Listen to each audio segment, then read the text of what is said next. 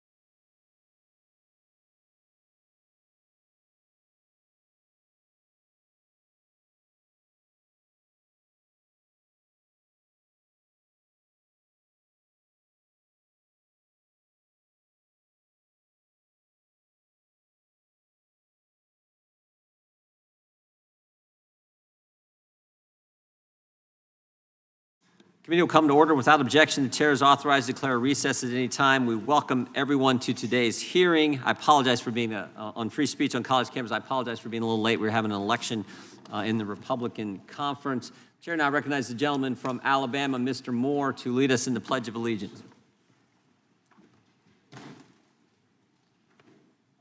Allegiance to the flag of the United States of America and to the republic for which it stands, one nation, under God, indivisible, with liberty and justice for all. Thank the gentleman. We will now begin with opening statements. Chair recognizes himself. Over 6 years ago, we had a hearing about attempts to curtail free speech on college campuses right next door in the Oversight Committee. The hearing touched on emerging threats to the First Amendment, safe spaces, cancel culture, and the targeting of conservative activist student groups. Unfortunately, this was not a fad, and the hostility towards certain points of view, and particularly conservative points of view, has only grown worse. And it's no longer universities just censoring their students. We now know that American universities were working with the federal government to systematically target speech on the internet.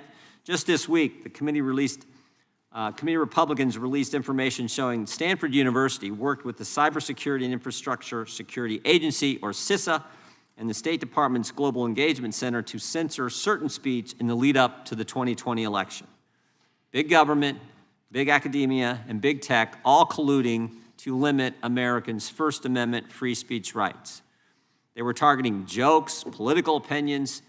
Most importantly, they targeted true information. But the speech that was censored all leaned a certain way. What used to be the bastions of free speech and the marketplace of ideas evolved into institutions of activism and suppression. With, quote, safe spaces and free speech zones aimed to protect students from violence, one would think Jewish students would have somewhere to turn as violent pro-Hamas students take to their demonstrations and have harmed students on college campuses. But that's not the case, as we will see in today's hearing. Nearly a 400% increase in anti-Semitic incidents, including harassment, vandalism, and assault in the 2 weeks after the Hamas attacks against Israel. We need to be doing more to protect the freedom of expression.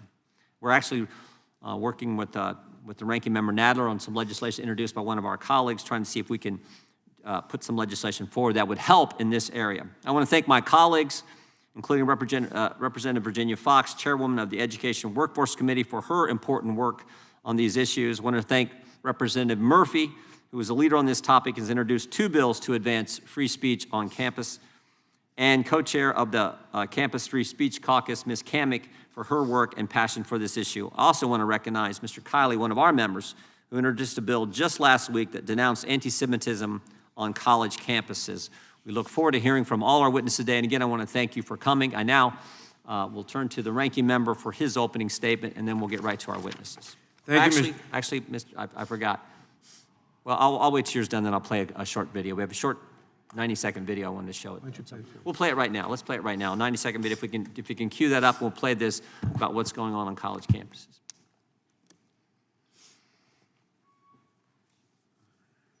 Free speech debates have roiled college campuses with protests against conservative guest speakers. The fight against conservative speakers on college campuses escalated. Administrators failed to stop some students from heckling a conservative speaker on campus. Former college swimmer Riley Gaines says she was assaulted after giving a speech at San Francisco State University. I understand and share your objections to a speaker whose rhetoric is offensive and clearly intended to shock and provoke. I don't think they're less able to listen to opposing views. I just think they take less crap. Students have been making national headlines protesting controversial speakers on campuses across the country. Is free speech dead on campus? No, we don't want him to speak. Hopefully we can drown him out. That's conservative podcaster Michael Knowles being burned in effigy at the University of Pittsburgh. Your opinions from the bench land as absolute disenfranchisement of their rights. The president of the University of Pennsylvania, critics say she is not sending a strong enough message against anti-Semitism. I don't hear people talking about Israeli violence. Hamas has shifted the balance of power. Hamas has changed the terms of debate. The Jewish fraternity was hit with a graffiti attack of "The Jews are Nazis." This is our university too! I want to thank our staff for putting that together. And Chair now recognizes the ranking member, the gentleman from New York, for an opening statement. Thank you, Mr. Chairman. Mr. Chairman, 1 month ago yesterday, on October 7th, Hamas launched a barbaric attack on the people of Israel. Hamas killed more than 1,400 people and kidnapped 250 more, many of them very old, many of them very young, and some of them American citizens. The attack represents the largest loss of Jewish life in a single day since the conclusion of the Holocaust. Here in the United States, the Jewish community has had little time to mourn. The steady rise in anti-Semitism in this country over the past several years has now reached fever pitch. And few places have had to bear the weight of that trend more than our college and university campuses, where, according to an audit published by the Anti-Defamation League months before the October 7th attack, anti-Semitic activity had increased by 41% in the last year alone. In many ways, the conduct we need to discuss most urgently goes far beyond the title of this hearing, Free Speech on Campus. Jewish students are being physically threatened and have legitimate cause to fear for their safety on campuses across the country. For example, at Cornell University, law enforcement officials arrested a student for making violent threats against Jewish students on an internet message board. These messages included the exhortation that, quote, if you see a Jewish person on campus, follow them home and slit their throats, close quote. In another post, the student threatened to, quote, bring an assault rifle to campus and shoot all you pig Jews, close quote. We are joined today by a student from Cornell University, Amanda Silberstein. Ms. Silberstein, I would just like to say that I am sorry that you and the Jewish community at Cornell have had to endure these threats simply for being who you are. And I am sorry for the fear they have caused you and your fellow students. It is unacceptable, and we must do better. There is no excuse for that kind of violence at any school, against any student. And an academic discussion about the First Amendment is mostly beside the point until we can secure these campuses. I think that most members here on both sides of the aisle would agree, which is not to say, Mr. Chairman, that I do not appreciate your calling this hearing. Congress can help. But first, we have to put aside the political stunts and academic debates and put our money where our mouth is. The Office for Civil Rights at the Department of Education is the federal agency responsible for enforcing the laws that protect students from discrimination. To be clear, the Office for Civil Rights had an enormous amount of work to do long before the attacks of October 7th. The reaction to those attacks in the United States may threaten to overwhelm the agency. That is why the Anti-Defamation League and their partner organization, the Brandeis Center, which is represented here today, have set up a helpline to aid Jewish students navigate the process for filing complaints alleging anti-Semitism during this troubling time. I would like to commend both organizations for their important work, and I encourage Jewish students across the country to make their voices heard. Congress also has an obligation to help. More than that, we have an obligation to offer meaningful help. If we want to get this situation under control, we need to move past debating the various theoretical definitions of the word anti-Semitism. We need to move past the meaningless resolutions on the House floor declaring our feelings about bigotry generally. We need to send assistance where it is urgently needed, and we need to do so today. Earlier this year, the Biden administration outlined a comprehensive national strategy to counter anti-Semitism. For that matter, the administration has also announced a national strategy to counter Islamophobia. These strategies are whole-of-government efforts to combat bigotry in every part of American life that the government can touch. The President has put enforcement of our civil rights laws at the center of these strategies. Long before we could have foreseen the wave of violent anti-Semitism that would sweep across the country, President Biden requested a 27% increase in funding for the Office of Civil Rights.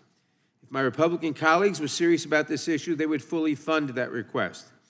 Instead, they are fighting to slash the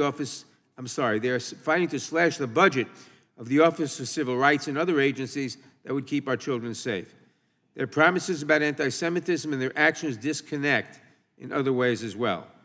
If my Republican colleagues were serious about anti-Semitism, they would have spoken up after the 2017 Unite the Right rally in Charlottesville, where neo-Nazis chanted that, quote, Jews will not replace us. If my Republican colleagues were serious about anti-Semitism, they would have spoken up when President Trump then declared that there were, quote, very fine people on both sides of that rally. If they were serious about anti-Semitism, they would have said something last year when former President Trump shared a meal with Nick Fuentes, a notorious white supremacist and Holocaust denier. Unless you imagine that I am dredging up ancient history, let me remind you that if my Republican colleagues were serious about anti-Semitism, they would not have, just months ago, invited Robert F. Kennedy Jr. to testify in this hearing room after he made appalling claims that Jews appeared to be immune from COVID-19, a nod to the laughable, if not so insidious, conspiracy that the virus was somehow engineered to spare the Jewish community. My friends, for too long, your silence on these matters has been deafening. I'm all for free speech, on campuses and otherwise. That includes the right of my Republican colleagues to say nothing at all about anti-Semitism when silence is politically convenient, even when the former President of the United States takes aim at us directly. But if you mean what you say here today, if you believe that the threats and vitriol that my community faces on college campuses is both unfair and unjust, then I'm asking you to move beyond the pointless gestures and political posturing and help us protect our children. Fully fund the Office for Civil Rights and the administration's efforts to counter anti-Semitism and other forms of discrimination. Help us get the boots on the ground. We can do better, and our students deserve no less. I thank the witnesses, and I yield back. I thank the gentleman. The gentleman yields back. Without objection, all other opening statements will be included in the record. We will now introduce today's witnesses. Our first witness is Mr. Connor Ogrijic. Mr. Ogrijic is a recent graduate of the University of Buffalo. While a student at Buffalo, he served as the treasurer, vice chair, and chairman of the university's Young Americans for Freedom chapter. He faced threats and protests from fellow students over speakers that his organization invited to campus. Thank you for being with us. Ms. Jasmine Jordan. Ms. Jordan is a student at the University of Iowa. She serves as the chairwoman of the university's Young Americans for Freedom chapter. She has received threats from her fellow students over events that her organization has invited to campus, and their recent pro-Israel vigil was vandalized and disrupted by protesters. We apologize for that, and thank you for doing that. Ms. Amanda Silberstein, as the ranking member has already talked about, Ms. Silberstein is a student at Cornell University. She serves on the student board of the Reutemann Chabad Center at Cornell, the leadership of the Alpha Kappa Psi Professional Business Fraternity, and as the director of marketing and communications for a Cornell-based startup. Thank you, Ms. Silberstein, for being with us today. Mr. Kenneth Marcus. Mr. Marcus is the founder and chairman of the Louis D. Brandeis Center for Human Rights Under Law. He previously served as the Assistant Secretary of Education for Civil Rights, the staff director of the U.S. Commission on Civil Rights, and as Deputy Assistant Secretary of Housing and Urban Development for Fair Housing and Equal Opportunity. We appreciate your work, Mr. Marcus, and thank you for being with us. Professor Pamela Nadell. Professor Nadell holds the Patrick Clendenin Chair in Women's and Gender History and is the director of the Jewish Studies program at American University. She has taught a variety of courses on Judaism and Jewish and women's history and has published several related books. We appreciate you being here, Doctor. And Ms. Stacy Burdett. Ms. Burdett is a public policy strategist and consultant. She has previously served as the Vice President for Government Relations, Advocacy, and Community Engagement at the Anti-Defamation League, and as the Director of Government and External Relations at the U.S. Holocaust Memorial Museum. We welcome all our witnesses and thank them for appearing today. We will begin by swearing you in. Would you please rise and raise your right hand? Do you swear or affirm under penalty of perjury that the testimony you're about to give is true and correct to the best of your knowledge, information, and belief, so help you God? Let the record show that the witnesses have answered in the affirmative. Thank you. You may be seated. Please know that your written testimony will be entered into the record in its entirety. Accordingly, we ask that you summarize your testimony in 5 minutes. I think we'll just go like we did. We'll start with Mr. Ogrijic, and then we'll move right down the line. So you're recognized for 5 minutes. Thank you, Chairman Jordan, Ranking Member Nadler, and members of the committee. Committee will be in order. Committee will be in order.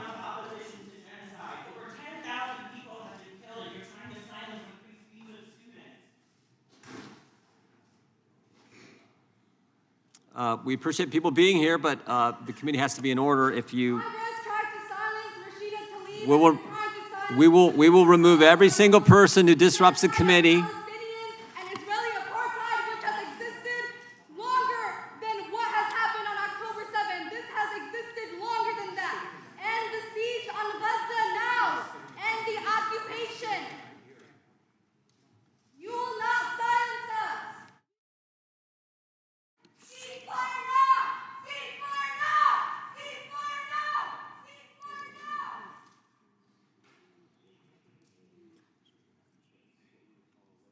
Gentleman is recognized. Thank you, Chairman Jordan, Ranking Member Nadler, and members of the committee. My name is Connor Ogrijak, and it is an honor to bring my experiences before you today. Although I had hoped... Speaking up against genocide become anti-Semitism. How is that the same fucking The meeting will be in order.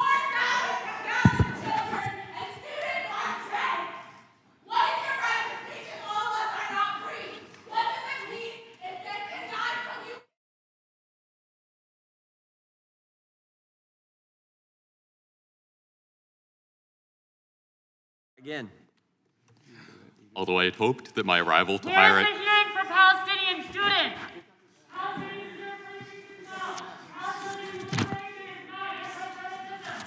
Free Gaza! Free Palestine! Free Gaza! Free Palestine! Palestinian liberation is not anti-Semitism. Palestinian liberation is not anti-Semitism. Palestinian liberation is not anti-Semitism.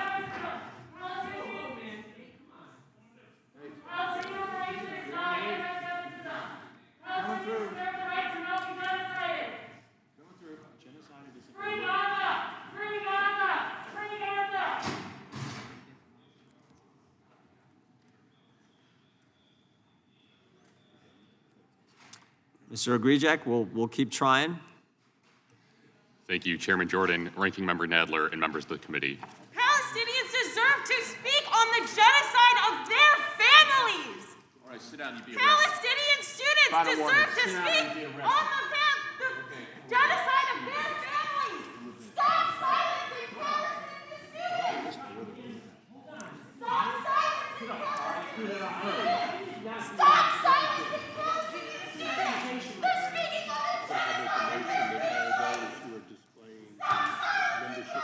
students. These people just being removed or arrested?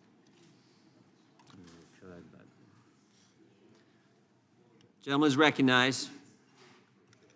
It is an honor to bring my experiences. Palestinian students should not be censored. You want to talk about putting money where your mouth is? There are 10,000, over 10,000 Gazans dead and more buried, half of whom are under the age of 18. And you are going to send money and talk about this? Where are the anti-Zionist Jews in this room? Nowhere. So you are not offering a plurality of opinion. You are offering partisanship. And you are offering murder to more Gazans. Free Palestine!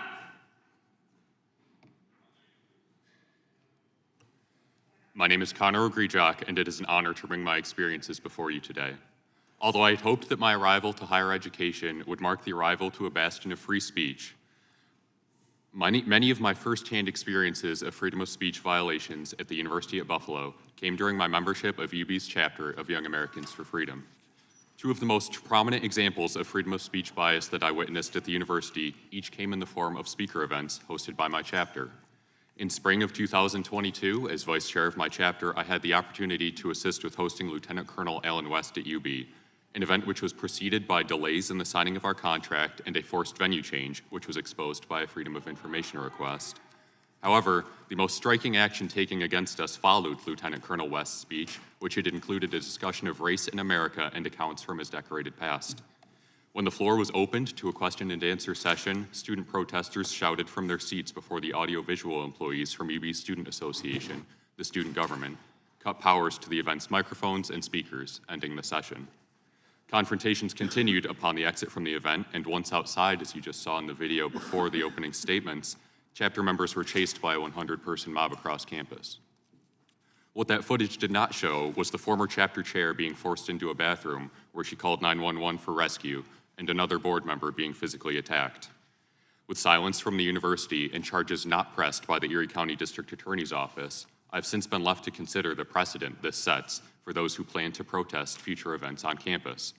Though I may not be qualified to determine what constitutes adequate evidence in the eyes of the justice system, if those who were involved in this mob were able to resort to fear tactics and violence without consequence, what is keeping a pattern of this despicable behavior from being set and executed repeatedly? This thought remained on my mind throughout the planning of a March 2023 event that I hosted as chairman featuring Michael Knowles.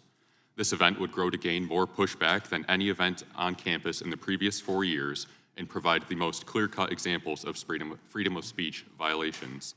This pushback included delays in contract signing from UB Student Association that deviated far from their outlined standard course of action, condemnation of the event by a local New York State senator and multiple Western New York-based organizations, a circulated petition constructed by 3 university professors calling for the cancellation of the lecture, which gained thousands of student signatures, a forced venue change orchestrated not only by university administration this time, but voted on by a SUNY council, a multitude of threats and torn literature, and even a tweet from Governor Kathy Hochul on the day of the event calling comments from Michael dehumanizing.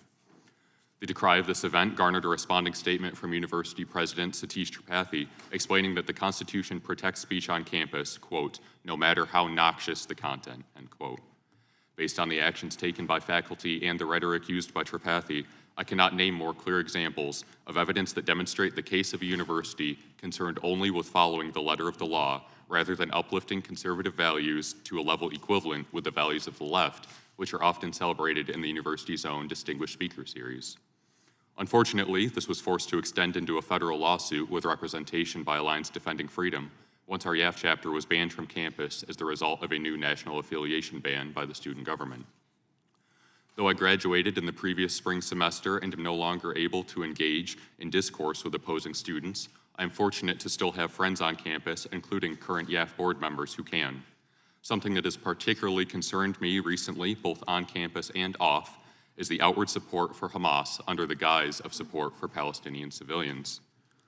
I will not generalize entire groups. However, an unsettling number of students who appeared both in a 300-person pro-Palestine march on campus as well as a protest against a pro-Israel speaker did not solely speak out in support of Palestinian civilians.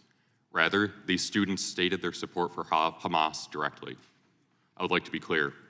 Regardless of background, I do not wish for civilian death. Support for Hamas is not support for Palestinian civilians. It is the opposite. Support for Hamas is support for a terrorist organization, and this must not be misconstrued. Regardless of what side of the political aisle you reside on, it should be common ground that no student deserves to be threatened, mistreated, or silenced on campus due to their personal beliefs. Conservative students currently face a relentless uphill battle for representation on campus, and though we may seek support from outside groups and legislators such as yourselves, we will not accept the label of victims. Standing up for your beliefs will never be a waste of time, and as Americans, we hold this in our hearts. I thank you for your time. Thank you. Ms. Jordan, you are recognized. Good morning, Chairman Jordan, Ranking Member Nadler, and the members of the committee. My name is Jasmine Jordan, and I'm blessed to have the opportunity to speak with you all today. I was raised in the church and homeschooled from preschool through 5th grade. Both of these were crucial in shaping my early upbringing and my worldview. They gave me the strong foundation of moral beliefs and values that the Constitution was founded on. Lessons like iron sharpens iron, be a leader, not a follower, and so help me God are ingrained into every aspect of my character. As I progressed through the public school environment, this strong moral compass guided me throughout my journey, and I carried it with me to college.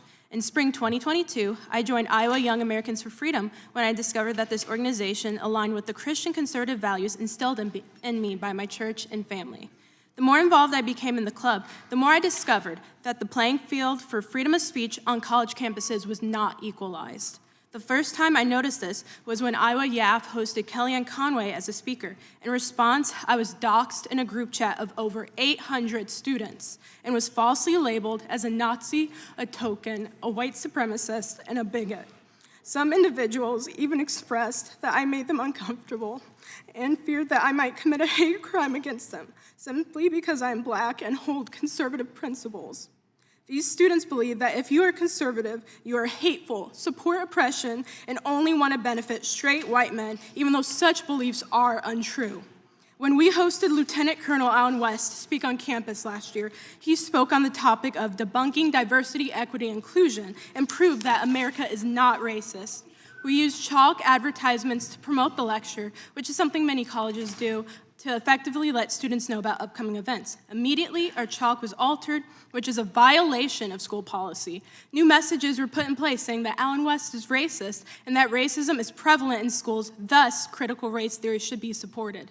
At Allen West's lecture, a protester stood in the back holding a sign that read, "Stop the alt-right, punch your local Nazi today."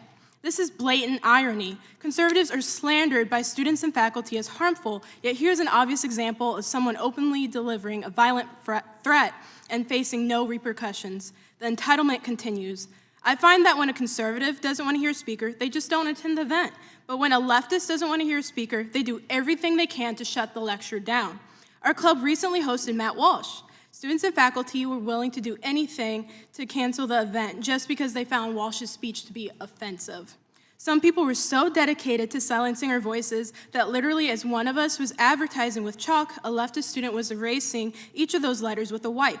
We received death threats along with plenty of verbal harassment. That night, before the speaking event, my hallmate, who happened to be the one erasing the chalk, stalked outside of my bedroom door by putting his ear on it to see if I was in my room because he was just so outraged by my involvement. That was a terrifying experience, but what I find to be more appalling is when I talked to our hall coordinator about this, and she replied, "People are allowed to think, feel, and react however they want to about this upcoming event." At the event, someone threw 20,000 marbles on the floor to prevent people from entering the venue. Attendees were spat on. Outside, a popular pep band well known to our school played loud music to try and drown out the speaker's message. I share these occurrences with you all to show that despite repeatedly meeting with the university administration, the rules are continually permitted to be broken by left-leaning students. They are, in fact, coddled by our school. The university expresses affirmations and puts together support, solidarity, and celebration spaces. These individuals act out against conservatives without care or consequence and are empowered to act this way because of the lack of action by the administration and university leaders. Conservative organizations do not get the same resources that these other organizations receive. Conservatives often have to hide who they are and what they believe in so that they do not lose relationships or receive a lower grade or face constant doxing, harassment, intimidation, or threats. I went to college with the expectation that I would hear different points of view because I thought it would be a place where young people could come together, disagree, and still be friendly and courteous to one another. However, after 2 years, I've realized that this is not the case at all, and that students who hold opposing views are often subjected to frequent violent threats and other forms of harassment with no accountability. Our founding fathers guaranteed every U.S. citizen the right to free speech in the Constitution. It is an important resource for all Americans, not just a small percentage of them, particularly if they hold different views and ideas than those of others. To ensure that peaceful continuation of the nation, we must all come together and understand that differing opinions and expressing them, we should nevertheless show respect for one another and refrain from causing each other bodily, mental, or emotional harm. Thank you for your time. Thank you, Ms. Jordan. Ms. Silberstein, you're recognized. I was alone in a world gone mad. These are the words my grandfather wrote on the day in October 1942 after his father had been shot dead and the Jews in his small Polish town, including his entire family, were deported to a death camp. He was a teenager, alone in a labor camp with a bleak future filled with unimaginable suffering. I have thought about my grandfather's words often in the 32 days since October 7th, and I have watched what I can only describe as a world gone mad. I have seen and heard things on and around Cornell's campus that just over a month ago, I could not have imagined. Cornell professor Russell Rickford publicly justified and celebrated barbaric acts of terror as exhilarating and energizing, describing the torture, rape, and murder of innocent women and children as resistance. I see classmates perpetuating age-old anti-Semitic tropes on social media. I walk across a campus defaced with anti-Israel signage and graffiti, seeing phrases such as F Israel and Zionism equals genocide. Anti-Zionism and anti-Semitism are inextricably linked. This is evidenced by the Jew hatred that consistently and openly accompanies attacks on Zionism. On campus, I am now confronted daily with shouts to free Palestine from the river to the sea. This catchy chant is not about peace or sovereignty for the Palestinian people. It is a call for a Palestinian state extending from the Jordan River to the Mediterranean Sea, a territory that encompasses the entire state of Israel. It is a Jew-hating, genocidal mandate seeking to deny the Jewish right to self-determination in Israel. It is a call to exterminate all Jews in accordance with Hamas's open and unequivocal goal. This chant is not about Palestinian life. It is about Jewish death. Imagine that you frequent Jewish events on campus. Imagine that you live in a Jewish sorority house. Then imagine scrolling on your phone one day, only to discover that a fellow student wants to shoot up the kosher dining hall and I quote, gang rape all Jew pig woman on campus. That is what my peers and I experienced last week when reading the multiple online threats made by a fellow student instructing other Cornell students to assault Jews on campus, to follow them home and slit their throats. This was not just hate speech. It was a call to action and an immediate threat. This sentiment did not begin with that student. Professors and student organizations have been fueling Jew hatred and spreading it across campus with disregard or potentially even with deliberate intent to incite. Free Palestine! Anti-Zionism is not anti-Semitism! Committee will be in war. Committee will be in order. Apologize, Ms. Silberstein. You can continue. And even after that student's arrest, professors have continued to teach blatant anti-Israel lessons in their classrooms. Students in the course Race, Racism, and Public Policy reported that Professor Lindsay played a video in class claiming that Israel is committing apartheid, in which students felt was an attempt to place blame for the terror attack on Israel. Students in the writing seminar, True Stories, taught by Professor Glaubman, reported that the professor suggested that Palestine is a textbook case of genocide and sought to pressure students who had previously expressed sympathy for Israel to change their views. These not-so-subtle examples of bullying and attempts at indoctrination have a tangible impact on the pervasive Jew hatred spreading throughout my campus. My grandmother, along with many of my family members and close friends, live in Israel.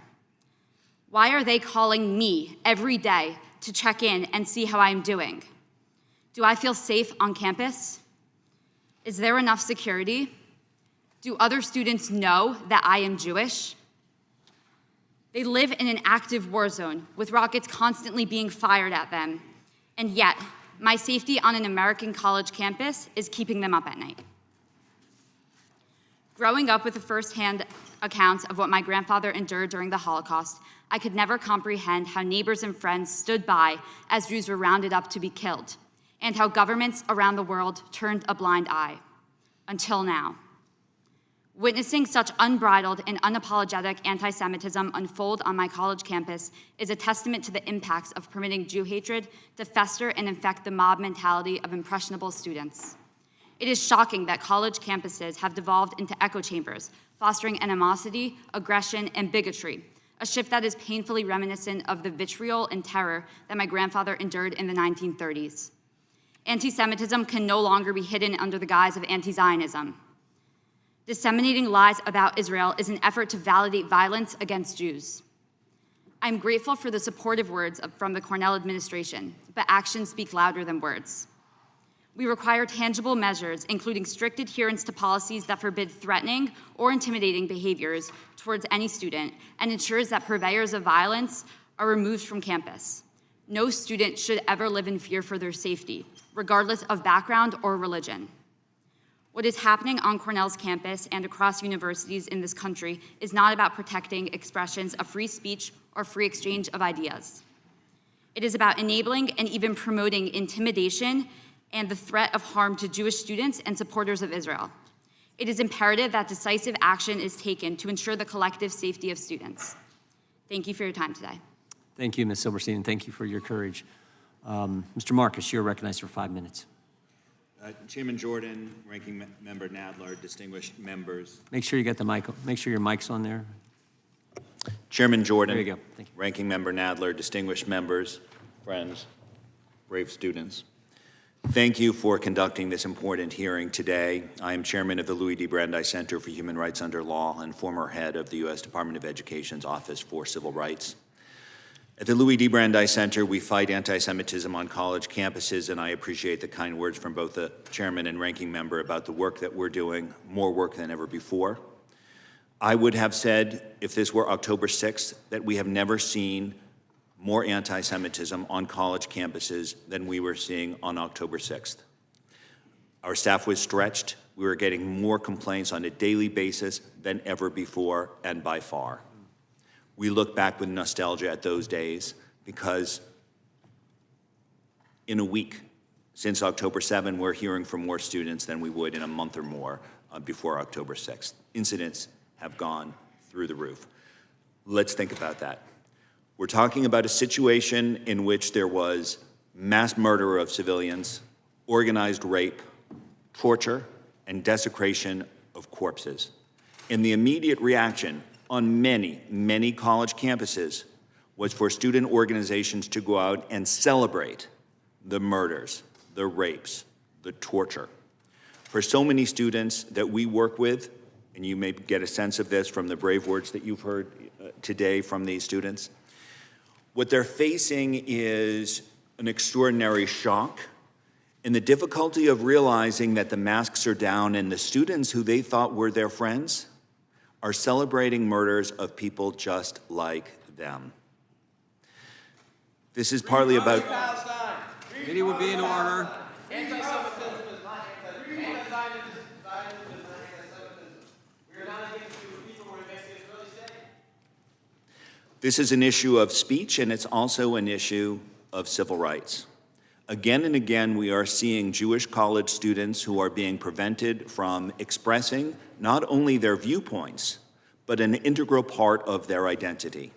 For many Jewish Americans, not all, but for many Jewish Americans, Zionism, a commitment to the Jewish state of Israel, is an important part of their identity. And so when they are excluded as Zionists, they feel this as exclusion as Jews. A rule against Zionists is a rule against Jews. Even before October 7, we were finding that large numbers of college students, including strongly self-identified Jewish college students, such as people who were living in Jewish fraternities and sororities, were unwilling on a consistent basis to express their Jewish identity. Majorities were saying that they sometimes felt it necessary to conceal their Jewish identity, including in particular their support for the State of Israel. In many cases, we saw this not just as toxic, hostile environments, but as specific actions to exclude Jewish students who have that as a part of their identity. For instance, at Tufts and the University of Southern California, clients of the Brandeis Center were members of student government facing organized efforts to exclude them, to throw them out of student government because, as Jews, they support the State of Israel. Similarly, this is difficult, but I have to say, at SUNY New Paltz, we had 2 clients who were thrown out of a sexual assault survivors group because Zionism was an important part of their identity. At the University of Vermont, similar issues, as well as a book club in which one could not participate if one was a Zionist. Here we found viewpoint discrimination, but not just viewpoint discrimination. That is to say, people were shunned, marginalized, and excluded, not just because of their political views, but because who they are and what their identity is as Jews. At my own alma mater, the University of California at Berkeley School of Law, many student organizations, including law reviews, have adopted rules, including bylaws and changes to their constitutions, that prevent anyone from speaking to their groups who is a Zionist or a supporter of the State of Israel. And let me be clear, they were prevented from speaking and are, to this day, prevented from speaking on any topic. This was not just a statement that if your viewpoint disagrees with us, we don't want to hear you. This was, if you are a Zionist, we don't want to hear you on any topic. If you are a feminist legal scholar, we don't want to hear you on feminist legal issues if you are a supporter of Israel, which is to say, most Jewish Americans would not be able to speak to these groups because of their identity as Jews. Since October 7th, this has skyrocketed. We are hearing continually of Jewish students being assaulted, Jewish property being vandalized, Jewish students being harassed in any number of different ways, not just on a few college campuses that one might describe as hotspots, but at so many colleges and universities that one cannot identify any places that are safe. A few quick suggestions, if I may.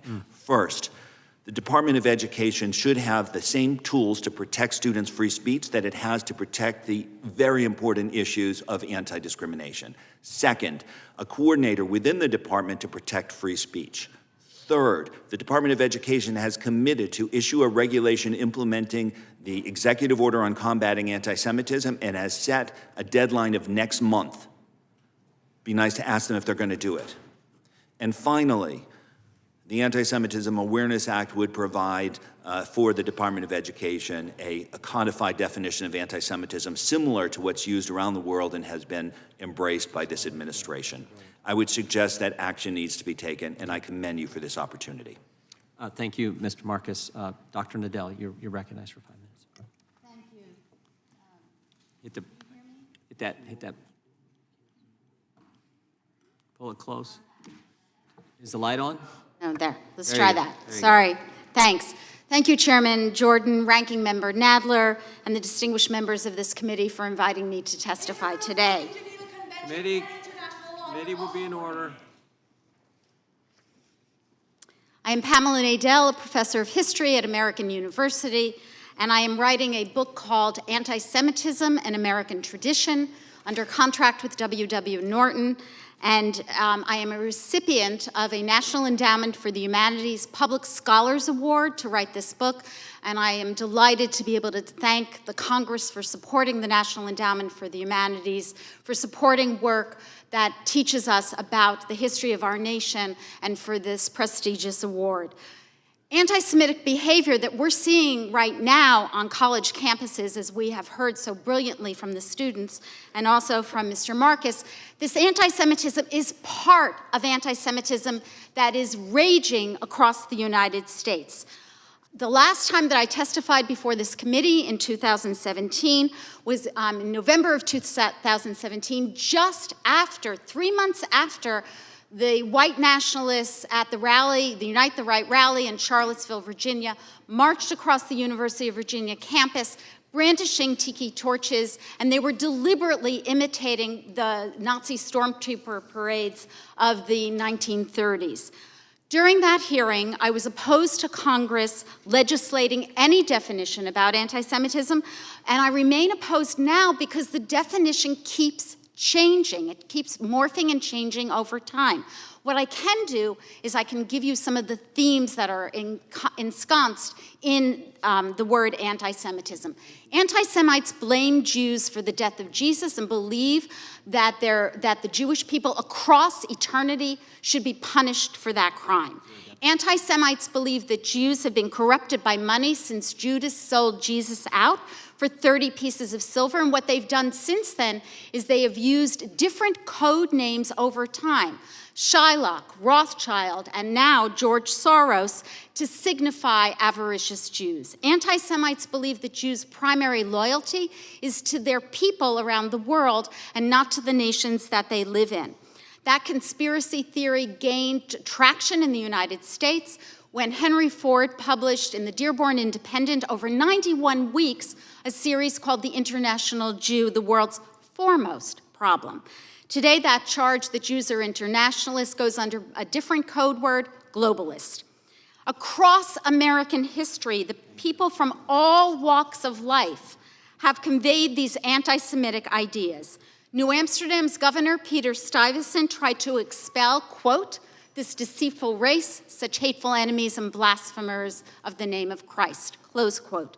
The future president, John Quincy Adams, wrote, quote, the Jews would steal your eyes out of your head if they possibly could, close quote.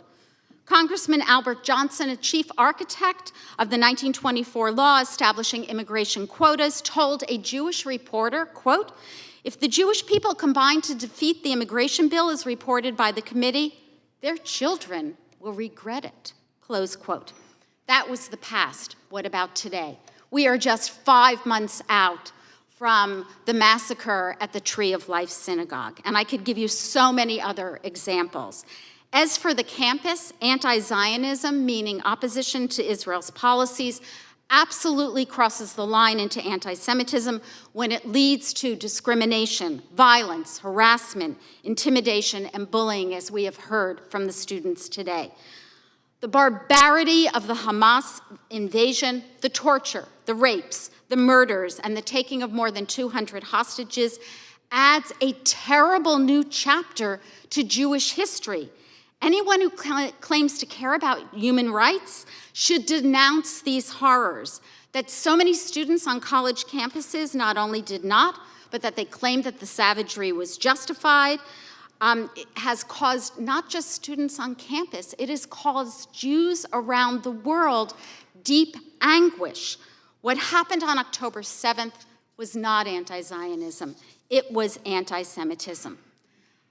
I deplore hate speech, but in the United States, in America, hate speech, including anti-Semitic speech, remains protected speech.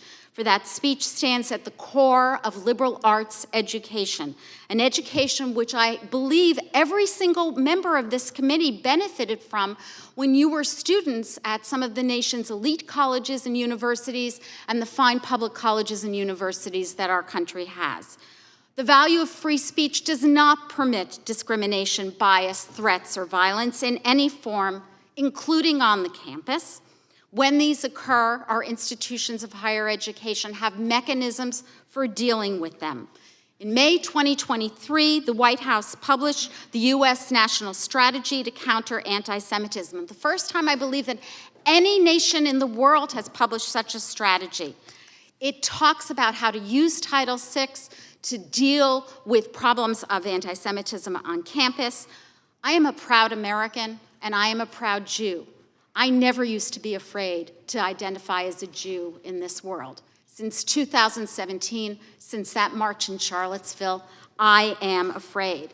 We can work together in this country to resolve this problem, but it's not just a problem on campus. Thank you, Chairman. Thank you, Doctor. Ms. Burdett, you're recognized for 5 minutes. Thank you, Chairman Jordan, for inviting me and for having these students able to bring their voices here. We have too many conversations about them without them. And Chairman Nadler, thank you for always being a voice of conscience in this country against anti-Semitism and for the civil rights of all Americans. And listening to these students, if I had a Sharpie, I'd want to change my name tag just to say Mom, because I too have a son processing these events on a college campus. A campus is the most diverse place most people will ever encounter.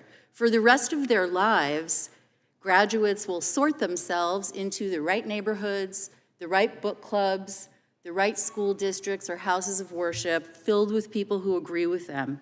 But in college, they live in the reality that a free society isn't only about what you get to say, it's what you have to hear. And managing that experience for young adults is a very hard job for universities. But students who can navigate the discomfort of conflicting ideas, and we've heard some here today, they will be leaders who can engage in the kind of give and take that we need to solve the world's biggest problems. And we're living in what it looks like to not be able to have give and take to solve problems. Now, just because speech is legal doesn't mean it can't be harmful. And university presidents and deans have made crystal clear that anti-Semitism goes against their values. Protecting expression also means making clear when it crosses a line into threats or harassment. Support for Palestinian rights, solidarity with Palestinian suffering is not anti-Semitism. It is not anti-Semitism to advocate for curing cancer either. But when your advocacy turns into threats of violence, eliminationist speech, hostility that goes from online threats and translates into hate incidents against people because of their identity, well then we need to see, and we have seen schools enforcing their rules, protest permits, suspending perpetrators. Schools have been working with law enforcement to have people arrested and to open investigations. But that's not enough. The anti-Semitism task forces that have been announced in some schools can go deeper. They can make transformative change across systems. They can touch every aspect of student life and what they learn. The National Strategy to Counter Anti-Semitism did that kind of stock taking. They spoke to 1,000 community members and experts, and it commits our government to serious action with time-bound deadlines. And federal agencies have already been fulfilling those commitments, including some mentioned by my longtime colleague, Mr. Marcus. In addition to the Department of Education, 8 other federal agencies have affirmed in writing for the first time that Title VI bans anti-Semitic discrimination in all federally funded programs. So if you ride on a transit system that gets Department of Transportation money, you are covered. These changes and commitments are important and dramatic and meaningful. And even the little actions matter. Making a new complaint form so that it says on the form and makes clear that if you're a Jew victim of harassment, you are covered. Making information available in Hebrew and Yiddish for Orthodox Jews who walk to and from synagogue and face attacks. They need to know their rights, and they need to know what recourse is available to them. And this strategy, those are just a few examples of why the action recommendations in this strategy are a real roadmap to stem the normalization of anti-Semitism. It's got bipartisan, bicameral support, and so many organizations rallied around and celebrated this strategy because it's such a serious plan. So first, Congress should implement it if they're serious. And second, by the time a student files a complaint to the Department of Education, we failed them.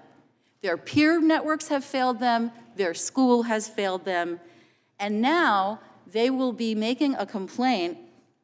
The number is what Mr. Marcus called through the roof. They will send those complaints to a civil rights staff that is already processing a record number of complaints with less capacity. So Congress should fund the Office of Civil Rights, put investigators in the chairs for the complaints that we know are going to be coming. We are sad, but we don't want those students and families to wait.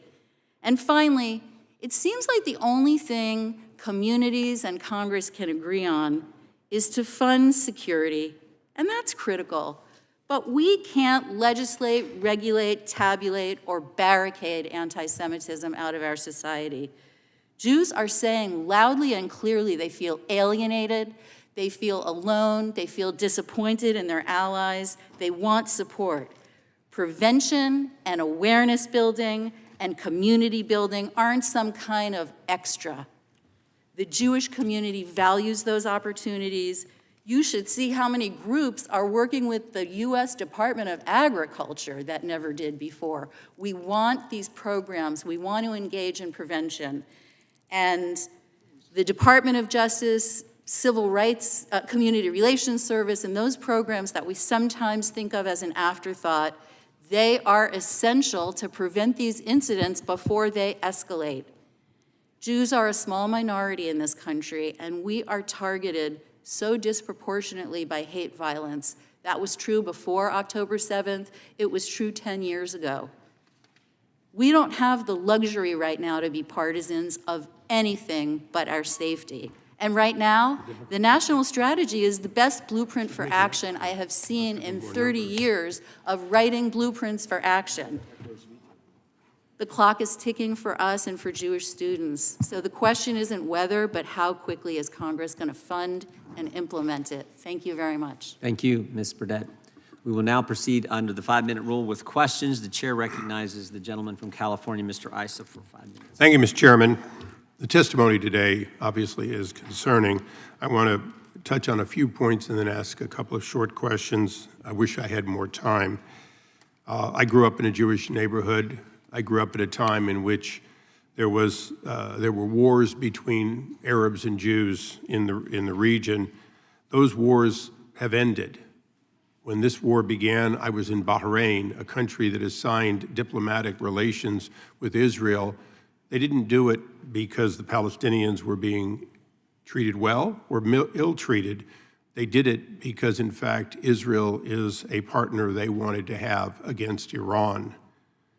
I'm going to say here today, and the protesters who have all been escorted out probably don't understand, but they are playing into the hands of Iran. They are playing into the hands of the last major nation to be not just anti-Semitic, but wanting to destroy the state of Israel and doing it in no small part by funding activities around places, including college campuses. So I'm going to agree partially with Ms. Burdett. Yes, we need to fully fund, but we need to fully fund investigations into the funding that goes to anti-Semitism, into a pattern that we see here today. I want to say to all of you who, both Young Americans for Freedom and non-YAF members, thank you for standing up to be conservatives on campus and taking it. But particularly to Ms. Cyberstein, I have a question for you. You know the history of the Holocaust. You know that before that terrible time and the mass murders, in fact, Jews had ducked their heads. They had been forced to reduce or deny who they were. Do you see that as a young Jew? Do you see that as a pattern that today we are at risk if we don't use the full power of civil rights to protect the right of people to have their religion, be proud of it, and be proud of all that goes with it? Thank you for your question.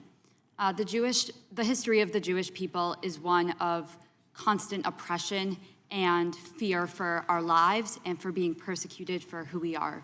And as I've mentioned, my grandfather experienced this throughout his life and most prominently in his childhood during the Holocaust and his suffering in Auschwitz. But we are seeing it very prevalent, especially on college campuses today. And I never thought twice about putting on my Jewish star every day, about opening my computer with my Hebrew keyboard in class. But today, I do think twice about that, and the thought of being persecuted for who I am, being looked at differently, and being discriminated against crosses my mind multiple times a day. And I do see a positive path forward for us. I think that we are resilient, we are perseverant, and we will not stop shouting out and voicing our concerns and voicing our fear until it is dealt with. And I really do appreciate you all considering this today. Mr. Marcus, are you concerned that this movement is not just pro-Palestinian or just anti-Semitic, but in fact massive amounts of dollars in support, not just here but globally, is in fact being spent coming from the very country who paid for the 5,000, now 10,000 plus rockets that have fallen on Israel, that paid for those weapons, and that continues to be virtually the sole funder of attempts to destabilize Israel and, in fact, led to the murder of more than 2,000 Israelis? Thank you, Congressman Issa, for your question, and it is well put. Yes, indeed, what we're seeing today, especially post-October 7, is not just harassment of Jewish students, although we're seeing that, and it certainly isn't just support of Palestine, which in and of itself is simply a political view. What we're seeing is a lethal hatred which may be supported by funds from other countries. And to that extent, I believe we need to know, first, are colleges making the disclosures that are required by law? And if not, are there appropriate sanctions being brought on them? Second, we need to know if funds are being brought in from abroad, what is the impact, not just on these groups, but on university curricula, personnel, and other decision-making? Well, and you have our pledge, and my pledge particularly, to the two-pronged approach. Combat anti-Semitism using the power of this committee, and particularly civil rights, and look into and root out the continued foreign influence that may affect, not just here, but around the world, anti-Semitism and anti-Israel. Mr. Chairman, thank you for your indulgence. I yield back. Gentleman yields back. The chair now recognizes the ranking member from New York, Mr. Nadler. Thank you, Mr. Chairman. Ms. Burdett, do you agree that if congressional Republicans really care about enforcing Title VI, they would support fully funding rather than trying to cut funding for the Office of Civil Rights at the Department of Education to ensure that the office has adequate staffing in anticipation of a surge in Title VI complaints? I would say that anyone who cares about civil rights and enforcement against anti-Semitic actions should fund that office. And Ms. Burdett, was the Office for Civil Rights already inundated with complaints of anti-Semitism and Islamophobia before October 7th? They had their record year of complaints in 2016, I'm sorry to say, and that record was broken in 2022 at almost 19,000 complaints. They have worked through them, but they are working with, I think, 12% less staff, so it just doesn't make any sense at all. And what happened after October 7th?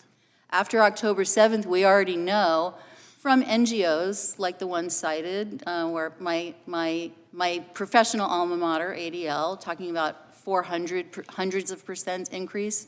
But if you ask Mr. Nadler, the NYPD, even reports coming to them in just 3 weeks have been skyrocketing. And when you compare it to an average month of October, there are 3 times as many incidents. And I'm sure police departments in a lot of congressional districts would say the same. And what do you think will happen going forward? We know that every time Israel is in the headlines, unfortunately, attacks against Jews go up. So inappropriate. There's no war, there's no conflict, there's no injustice that entitles someone to punch their neighbor in the face, to spit at them, and all the things we've heard here from these students. I think that this war won't be a 6-day war. This conflict, the tension on campus, is going to take a very long time to work through. It's really a work in progress, and I think we're going to be dealing with these incidents for a long time. That's why I mentioned the Community Relations Service. I don't know if we think about it every day, but those civil rights tools and instruments and outreach programs that we have, they're going to work first. The universities and those programs have the ability to help Ms. Silberstein right now without a law and without a markup. Thank you. Professor Nadel and Ms. Burdett, in your testimony, you noted the White House's national strategy to counter anti-Semitism. For the record, I would also note that the White House is also pursuing an analogous national strategy to counter Islamophobia. To the extent you are able, can you explain the national strategy to counter anti-Semitism and highlight why you think it's valuable and effective? Thank you. Thank you for your question. I was one of the 1,000 people that the White House talked to as they were developing the national strategy to counter anti-Semitism. This is an extraordinary document. It runs to, 60, 70 pages, and it is filled with recommendations about what can be done to respond to anti-Semitism in different venues and in different agencies in the United States government. As I said in my opening remarks, I know of no country that has ever developed such a strategy, and believe me, as we know from the testimony of Ms. Silberstein, we know that other countries could have developed this if they had the goodwill to do so. So, for example, it talks about, as Ms. Burdett was talking about, it talks about what should be done in the Office of Civil Rights in the Department of Education. Since the Obama administration, Title VI has protected Jewish students under Title VI by understanding that they need to be protected based on ancestry and based on ethnicity, because Title VI doesn't specify based on religion. And to understand Jewish identity, it's a very complicated phenomenon. So there are these kinds of measures there. But what I'm hearing from Ms. Burdett, and I'm not an expert on funding in the government, is that it's not been sufficiently funded. And what is very clear, both from Ms. Burdett's testimony and from Mr. Marcus's testimony, is that it's going to need more support than ever before. Thank you. Thank you. Let me just say to Ms. Jordan and Mr. Ogritziak, I hope I haven't mispronounced your name, as a very proud left-wing liberal, I hold no truck with trying to silence conservative voices or any other voices.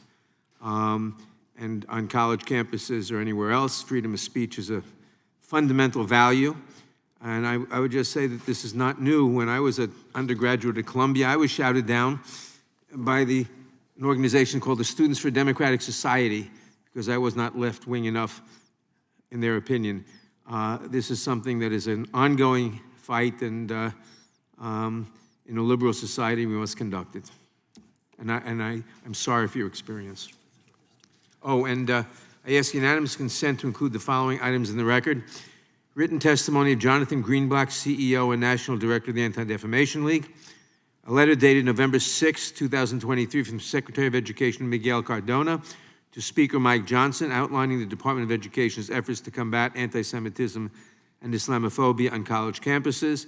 An op-ed piece in the New York Times dated October 30th, 2023, co-authored by the deans of the Princeton School of Public and International Affairs and the Columbia School of International and Public Affairs, and an article from Inside Higher Education titled, House Republicans Plan to Cut Education Department's Budget, noting that Republican appropriators want to cut about 25% from the department's Office for Civil Rights. That was a long title. Without objection, so ordered. We now recognize Thank you, Mr. Chairman. The gentleman from Colorado for his 5 minutes. Thank you, Mr. Chairman. Mr. Marcus, I want to visit with you for a few minutes, I guess, about an issue.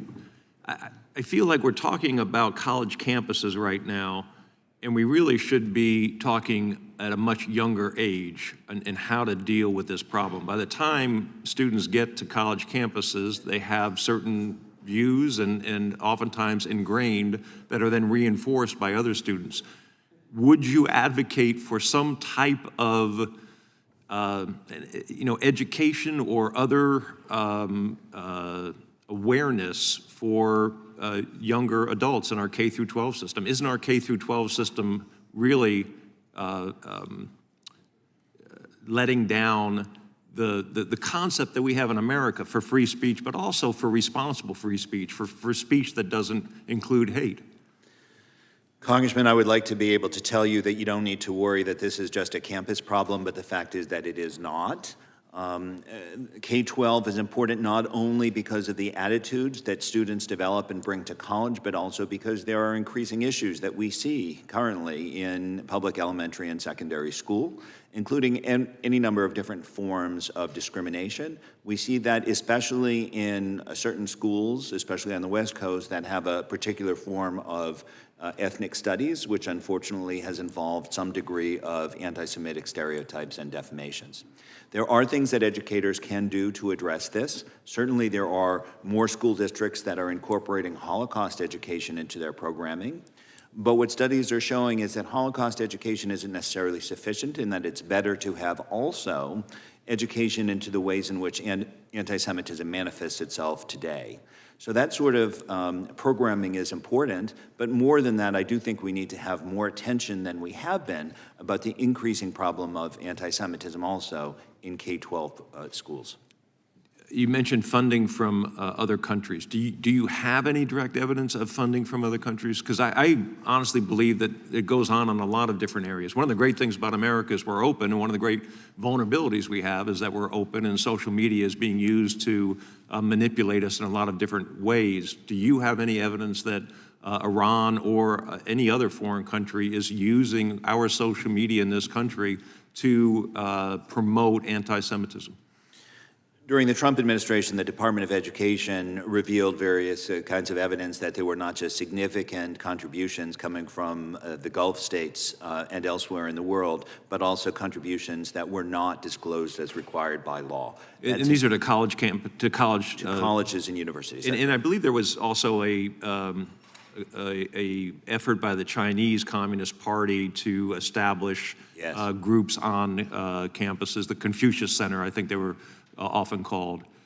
That's right. But if I may, Congressman, the problem is also going the other way around, which is to say the increasing perception that there may be support from college campuses for terrorism abroad, not just money coming one way, but support coming the other. You're not suggesting that colleges are supporting terrorism abroad, but students or professors on college campuses are supporting terrorism? There are student groups who have indicated that they are not just in favor of the same issues as Hamas, but that they are part of that movement. And there is a point at which, under federal terrorism law, that promoting the program and agenda and ideas of a U.S. State Department designated terrorist organization may constitute material support for terrorism. So where do we draw the line between speech and where it crosses the line. The Supreme Court has made clear that anything that encourages violence, and I'm not using the technical words, but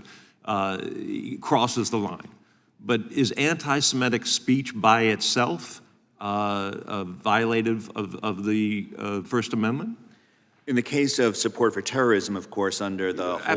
Absolutely. But I'm just suggesting we have hateful speech all around, and it's offensive, and frankly, I want to be the first, and as all my colleagues on this committee are, to condemn anti-Semitism and Islamophobia and racism and anti-Christian speech.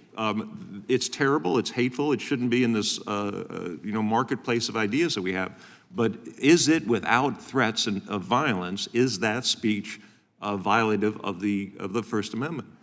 So what I would say to you, Congressman, is that the Supreme Court has properly been protective of a wide range of speech, including much speech that we would describe as hate speech. However, what we are seeing over and over again on college campuses is that where you see intense anti-Jewish hate speech, you will almost always also find hateful conduct.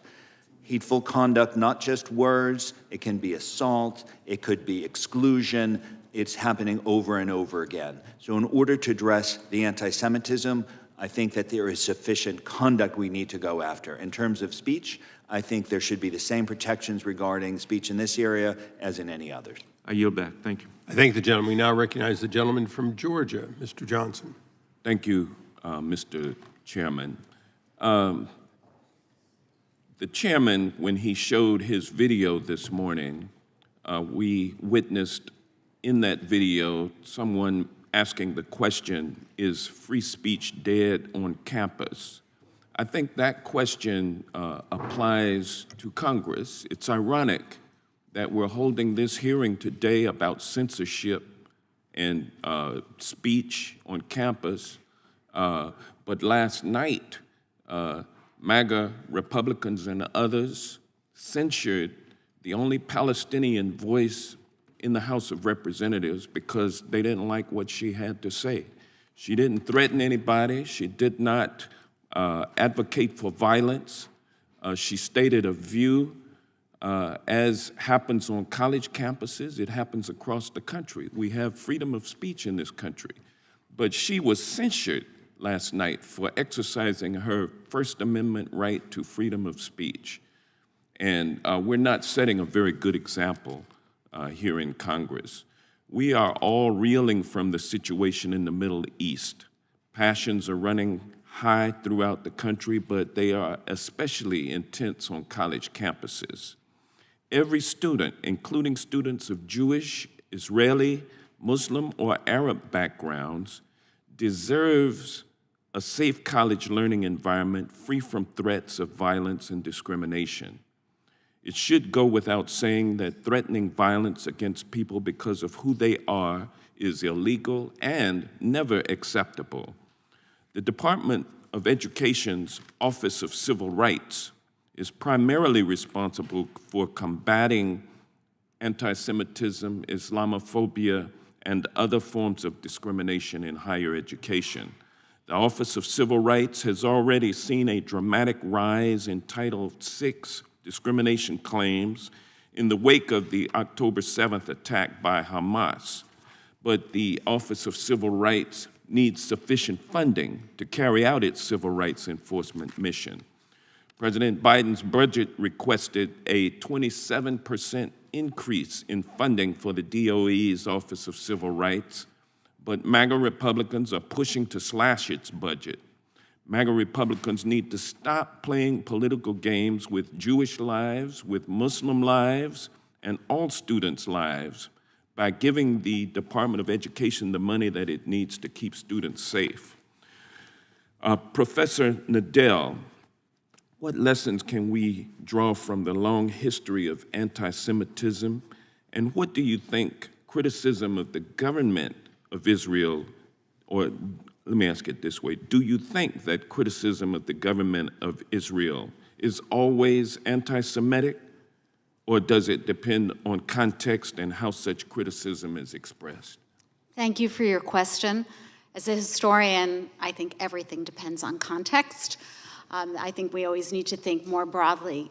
It's very clear the criticism of the government of Israel is not ipso facto anti-Semitic. If it were, hundreds of thousands of Israelis who he had watched in the past months turning out to throng the streets of Tel Aviv and of every city and hamlet in Israel would have been seen as anti-Semitic. So criticism of the government's policies is not by itself anti-Semitic. However, what is anti-Semitic is to deny the Jews the right of self-determination, a right that is internationally protected, and to call for the destruction of the state of Israel. So there's no question about that. What we know from the long history of anti-Semitism is we know that Jews live with memories of hate against their people that go back to ancient times, and that they live with the fear or with the sense that they may encounter it in their lifetimes, and that they are afraid that it will continue forever. We know that anti-Semitism, in those three little examples I gave you, that anti-Semitism has coursed across American history. It has risen in some time periods, and it has been more under the radar in others. Historians used to call the years between 1933 and 1945 the high tide of American anti-Semitism. I have been saying, not just since October 7th, I have been saying for far longer that we are living in the high tide of American anti-Semitism, but I won't be around to write about that. But what we hear from the students, but also what we hear from those who are afraid to walk into their synagogues, who are concerned about the future of their children, of their grandchildren. My niece did not send her daughter, my niece did not send her daughter to a Jewish preschool on the day of global jihad because she was afraid it would be attacked.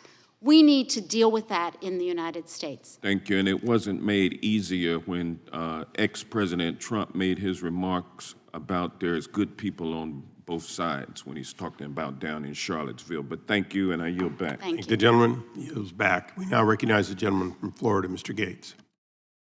I want Israel to win and Hamas to lose, but this is not an Armed Services Committee hearing about the military. It's a judiciary hearing about speech. And in that vein, I am reminded of the great words of the philosopher Austin Powers, who said, "There's only two things I can't stand: people who are intolerant of other people and the Dutch." And a similar tension seems to be on display today, because on one side of the witness table, we have people saying, we have speech that we would like to have vindicated, and we're under this tremendous pressure from these entities that offer a heckler's veto of what we're trying to get out. And then on the other side of the table, you have people saying, well, there's speech we really don't like that's anti-Semitic and problematic, and we got to figure out ways to root it out.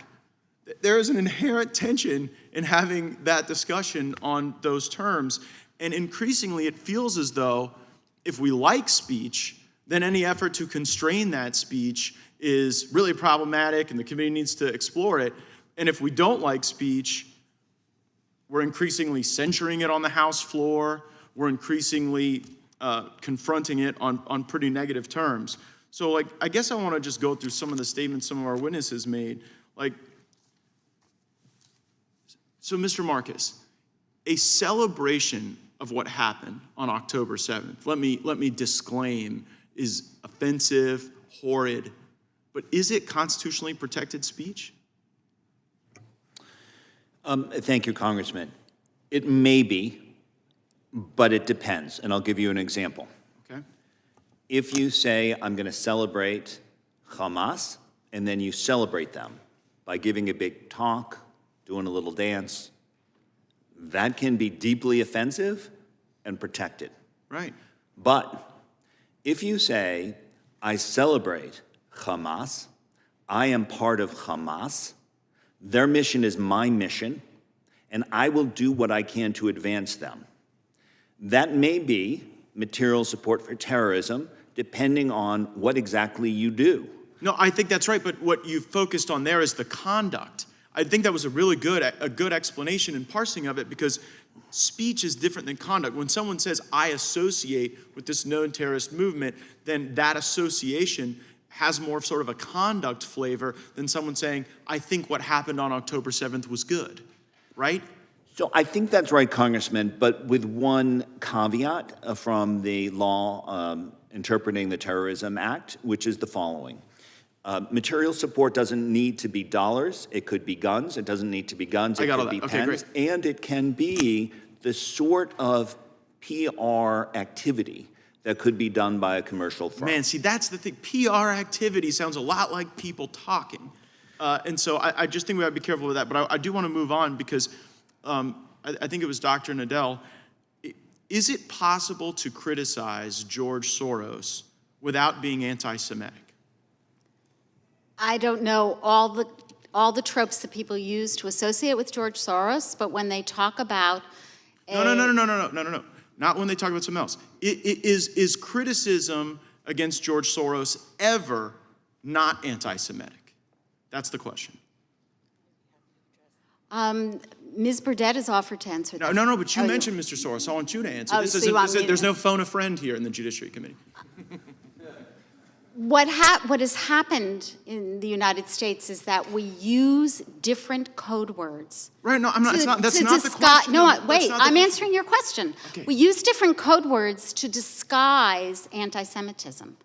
And so Soros has become the code word that replaced Rothschild. But is it possible to criticize him without being anti-Semitic? Yes or no?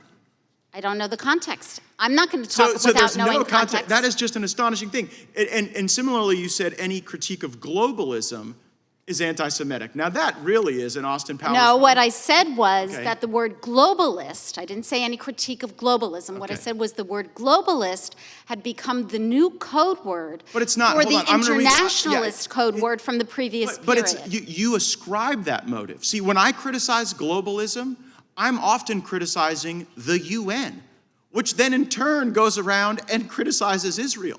So if critiquing a globalist entity that criticizes Israel is anti-Semitic. So why use the word globalist instead of the UN? Well, because the UN's goals are to have a global order over things that deprive countries of their sovereignty. One of those countries is Israel. That is the great hypocrisy of what I think is frankly a reverse trope, that any criticism of Soros or any criticism of globalism is somehow anti-Semitic. Sometimes they're just criticisms of Soros and of globalism. But I see my time's expired and I yield back. I thank the gentleman yield back. We now recognize the gentleman from California, Mr. Schiff. Thank you, Mr. Chairman. Thank you all for being here to testify. Like so many millions of people, I watched the events of October 7th with unbridled horror. I found it hard to wrap my head around the magnitude of the brutality, the nature of the butchery, the murder of whole families, the rape of women, the desecration of bodies, the burning families alive, families clutching each other, lying in bed as they were machine gunned. And I asked myself, how is it possible that people could commit such acts of barbarism? And I think I probably speak for many in the Jewish community when I say that as horrifying and traumatizing it was to witness that, it amplified the pain to see the reaction, the almost immediate reaction in the United States and around the world was to not condemn the butchers, but to condemn the victims, to celebrate Hamas's acts of unbridled terror. And then I asked myself a different question: how is it possible that people could justify the butchery of whole families, the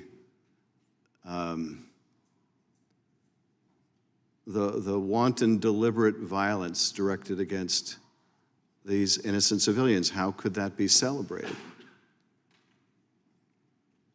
And I don't think it can be celebrated unless you view Israeli life, unless you view Jewish life as somehow less than a human life. We spent a lot of time debating the definition of anti-Semitism. I'm not sure I could give you a clear analytic answer to that question, but it seems to me at its most basic, viewing Jewish life as less than human life is the very definition of anti-Semitism, or it's certainly anti-Semitism in its most extreme form. And what I see happening on college campuses with a glorification, with people talking about how empowered they felt at seeing women butchered, peace activists mowed down, the fact that many Jewish students don't feel comfortable expressing their Jewish identity,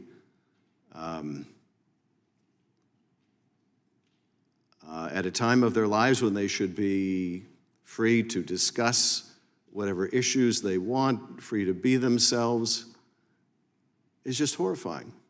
I remember years ago talking to the president of the Jewish community in France at a time when many Jews were leaving France because they didn't feel safe there. And he told me the French government was doing what they could to protect the Jewish community, but who wanted to live in a country where you needed protection? And I remember thinking years ago, thank God that's not the case in the United States, but now it is the case. And not for Jews alone. We've seen a horrific rise of Islamophobia. Even as we mourn the death of an older Jewish man in Los Angeles who died when struck at a protest, we mourn the loss of a 6-year-old Muslim child.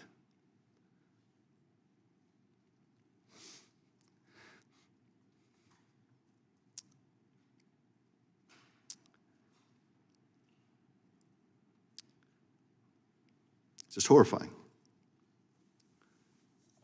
Dr. Nadel, I'd be interested in your thoughts on how you see anti-Semitism today. How is it different in character than what we've seen in the past? Ms. Burdett, I'd be interested in your thoughts on how hate online leaps into the real world and what we might do to combat that.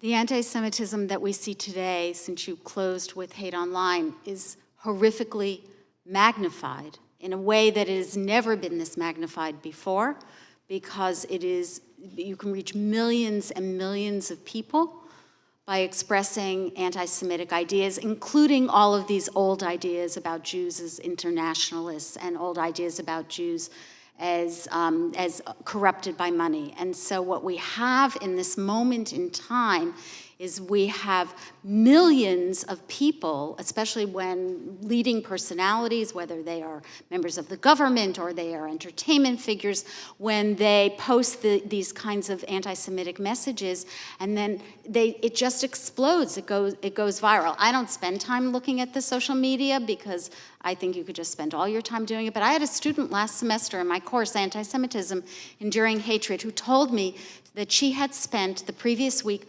40 hours looking at TikTok videos. So I looked at her, I said, when did you ever do any of your schoolwork? And I was a little concerned. But the point is that anti-Semitism is magnified in a way today because of social media that was just unimaginable in earlier eras. I thank the gentleman.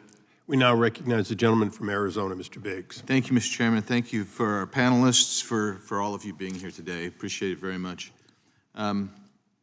So I just want to point out to my friend from Georgia who has left the room that apparently 22 MAGA Democrats also voted in favor of the censure resolution last night. So I think that's important to get out. But be that as it may, I want to just kind of get into some of this. We'll deal with some of the anti-Semitism. We'll talk also about the anti-conservative bias in education. So I'm going to give you two personal examples. Number one, I belong to a church. I think it's the only American church that's ever been actually an extermination order was issued by a governor, Governor Lilburn Boggs of Missouri, to actually give license to kill members of my religion over 150 years ago. I could, little bit. The other thing is, just to relate to this, we talked about the UN just a moment ago. So at 40 years old, having practiced law and tried literally hundreds of cases, actually representing NGOs at the United Nations and other multilateral institutions. By the way, there is no other organization I know that is so openly, anti-Semitic, in my opinion, than the UN. The Israeli representative was constantly ostracized and ignored and maltreated, in my opinion. Anyways, so I decided to go back because, being a lawyer at the international level, that was good, but being a PhD at the international level and a lawyer really got a lot of credence. So I decided to go back to get my degree. Unafraid, very conservative, but the one thing I know is when I was on that campus in Arizona, by the way, somebody mentioned that all of us graduated from elite universities. I can't wait to tell ASU and U of A and BYU, they're considered elite by some congressional witnesses. But the point is, as I was there, I had to duck and hide my beliefs because the professors they held you. You're sitting in a master's degree or a PhD class in seminar. How could I express my thoughts knowing that a grade below a B because the professor disagrees with me? And I experienced that. They control your destiny. So I want to ask to our three students, tell us a little bit. We'll start with you, Ms. Silberstein, Ms. Jordan, and Mr. Ogrizjak. Is that how you say it? Close enough? A little bit about whether the administration or the institution of whether it's Cornell, Iowa, or Buffalo, did anything to hinder your identity as a student or your beliefs or your, let's just go with that. Thank you, Congressman.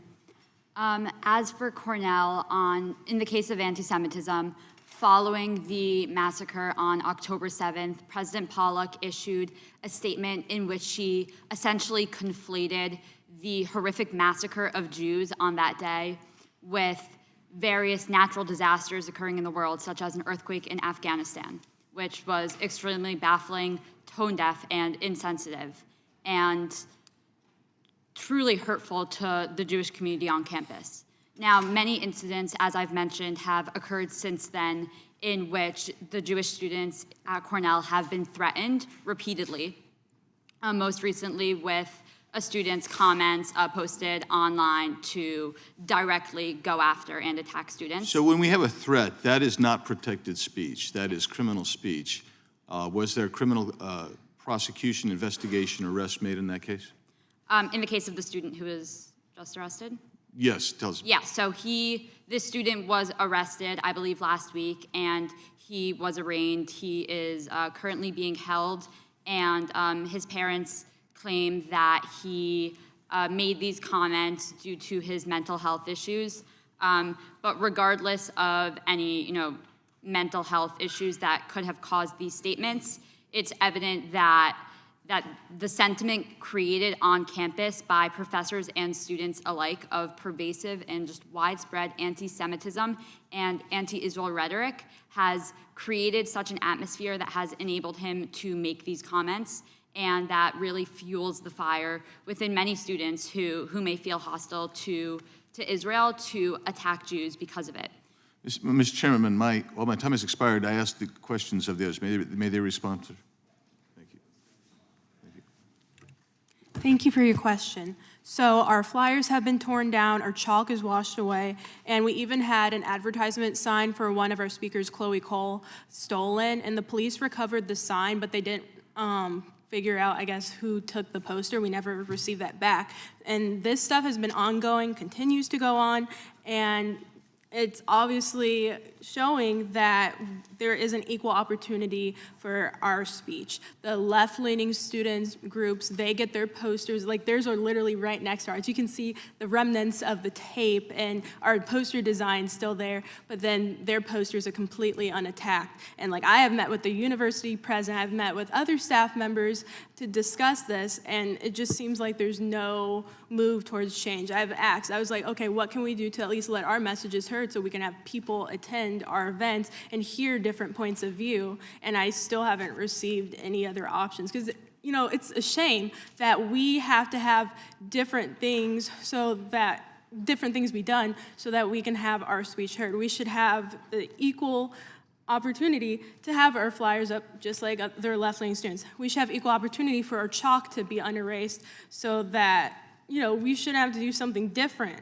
And also all these actions that these students are doing violate school policy. It's very clear in the handbook, and again, it still keeps happening. So I just would like to see something positive, like just us being able to stay represented without being hindered.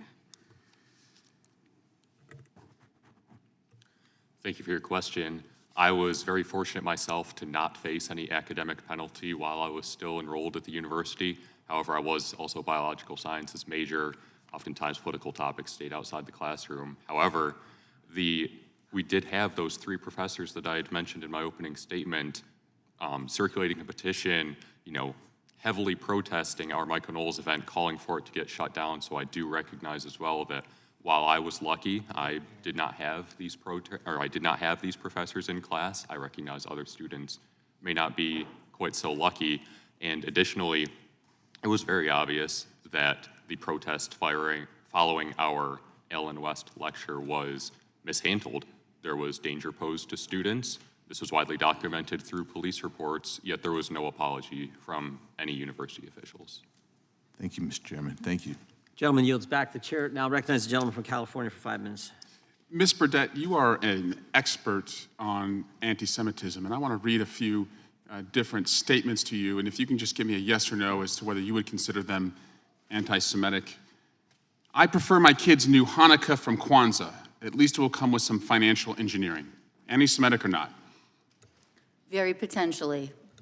I just think that's what they're about, is making money, in a reference to Jared Kushner and his Jewish family. You think that's anti-Semitic? Anti-Jewish stereotype. Planned Parenthood was made by Margaret Sanger, a known eugenics with the KKK to control the Jew population. When I say Jew, I mean the 12 lost tribes of Judah, the blood of Christ, who the people known as the race black really are. This is who our people are. Anti-Semitic or not? A little too confusing for me to decipher. We'll get to that. This ain't a game. I'm going to use you as an example to show you the Jewish people that told you to call me that no one can threaten or influence me. I told you this is war. Now gonna get you some business. Still confusing? Uses 2 stereotypes about Jews as being motivated only by business and having nefarious control that isn't real. Last one. I'm a bit sleepy tonight, but when I wake up, I'm going DEFCON 3 on Jewish people. The funny thing is, I actually can't be anti-Semitic because black people are actually Jew. Also, you guys have toyed with me and tried to blackball anyone who opposes your agenda. What do you think about that one? Anti-Semitic. Yeah. So what I'm concerned about is that we have anti-Semitic posts coming from this committee. And last October, the chairman tweeted out on October 6th, Kanye, Elon, Trump. Those 5 statements that I just read to you were from Kanye West, who had made a number of anti-Semitic statements before this tweet was put up, and then made the DEFCON statement about a day after the tweet was put up. I, the chairman at the time, Chairman Nadler, many people in the Jewish community asked the chairman, Chairman Jordan, to take this down. And it wasn't just members of Congress. It was nonpartisan Jewish organizations who said, Kanye West is anti-Semitic. I don't know what you're doing, but please do not give him a platform by leaving this tweet up. It stayed up for months. Defiantly, the chairman kept this tweet up. So, Mr. Chairman, I want to be just today your accountability partner your online accountability partner, and just go through your social media. Because if we're going to have a hearing about anti-Semitism, we can't allow a tweet like this to be posted on our side or your side. In 2019, Chairman Jordan also tweeted at Tom Steyer and used the $ for Steyer to spell his name. Again, known Jewish philanthropist playing into what Ms. Burdett mentioned earlier, tropes about Jewish people and money. So this committee should have a conversation and a hearing about anti-Semitism. But I would first insist that the chairman, I don't know why he put this tweet up. Either he believes it, which I hope is not the case, or he just wanted to own the libs. And if that's what you're doing, you're hurting a lot of people by keeping that tweet up for so long, especially knowing what it represents. And if we're talking about being your online accountability partner, Chairman, you still have a subpoena in your inbox that's about 500 days old. And with that, I'll yield back. Gentleman yields back. The chair now recognizes the gentleman from California, Mr. McClintock. First, does the chairman wish to dignify that with a response? No, I don't. Yield time. Yeah, it seems to me there are only two ways I know of to resolve our differences as human beings. There's reason and there's force. I don't know of any other way. The American founders established an empire of reason and democracy. Freedom of speech is the beating heart of democracy. In fact, the sole purpose of this building and the others like it in this complex is solely to talk out our differences and resolve them. It seems to me there's only one way to separate truth from lies or wisdom from folly, and that's to expose one to the other and then trust the people to sort out the difference. That's our entire form of government is based on that. Speech can be ugly, it can be disgusting, hateful, prejudiced, alarming, but it can never be dangerous to a free society as long as men and women of goodwill have the freedom to dispute it, to challenge it, and to reject it. I've never been comfortable with this concept of hate speech simply because it's always seemed to be a very short step between banning hate speech and banning speech we hate. Mr. Marcus, this chant from the river to the sea, that clearly calls for the eradication of Israel. It is genocidal at its roots. The House just censured a member for repeating it. And let me say, it is absolutely despicable. But should that be banned or punished, the mere repetition of that phrase? So thank you, Congressman. I'll just begin by saying again that most hate speech is protected speech under our Constitution, but context matters. Are we talking about public institutions or non-public institutions? Are we talking about public fora or non-public fora? But I will also say again that where one finds hate speech, one often, almost invariably, finds hateful conduct. Well, there's a very bright line between speech and conduct. Speech we tolerate because it can be combated by appealing to the better angels of our nature, by exposing the nature of evil that is behind it. That's how we resolve our differences without resorting to force. Now, my point is this: we have this chant that calls for the eradication of Israel, and we punish people for using it. Well, I happen to believe in the eradication of Hamas. I'm not making a moral equivalency. There couldn't be a stronger contrast between good and evil than that. But the same freedom of speech that protects my right to advocate that position is at stake here, is it not? So I also very strongly support free speech, even freedom of speech to say things that we hate. I believe that the Trump executive order on combating anti-Semitism does something important, which is to say, it indicates that in many other areas of the law, we can use speech not as something to punish or suppress, but as an indicator of the nature of conduct. So that, for example, if you say certain things and then throw a rock through the window of the Hillel building, your statement may be used to determine whether that conduct was intentional, whether you intended to hit the building or not, and whether it was motivated in a way that implicates either student conduct codes or other rules of behavior. I believe it is important for rules, whether within universities or within the Federal Department of Education, to use conduct in this way. That is to say, speech must be protected, but it is sometimes a way of understanding conduct, which often crosses the line. Well, yes, but then you're talking about the conduct and the influence of speech on it, but the issue is the conduct, not the speech. What measures, let me ask the students, what measures would you propose to protect your rights to free speech on the campuses?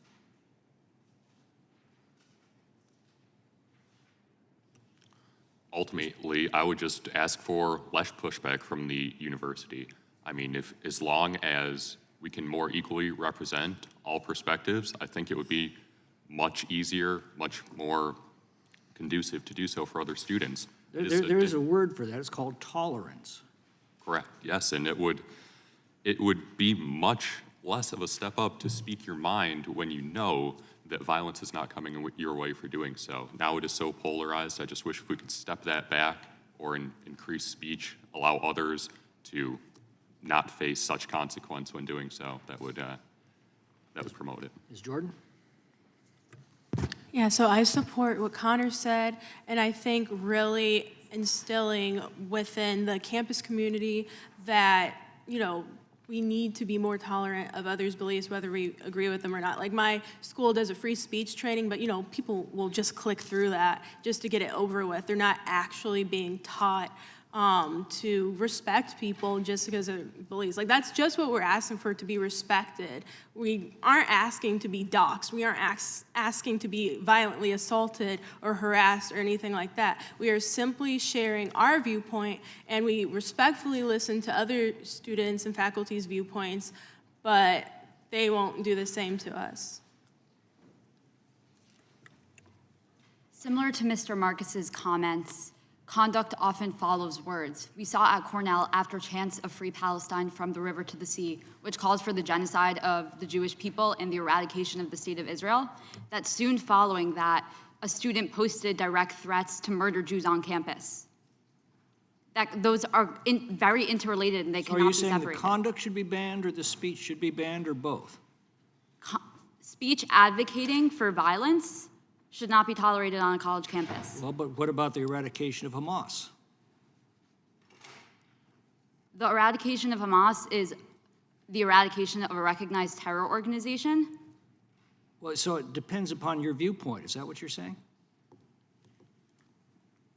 When students who are protesting the Jewish people's right to exist, their fellow students' right to exist, leads directly to violence against those students. Who's going to decide, though, which viewpoint is legal and which one is illegal? That's what concerns me.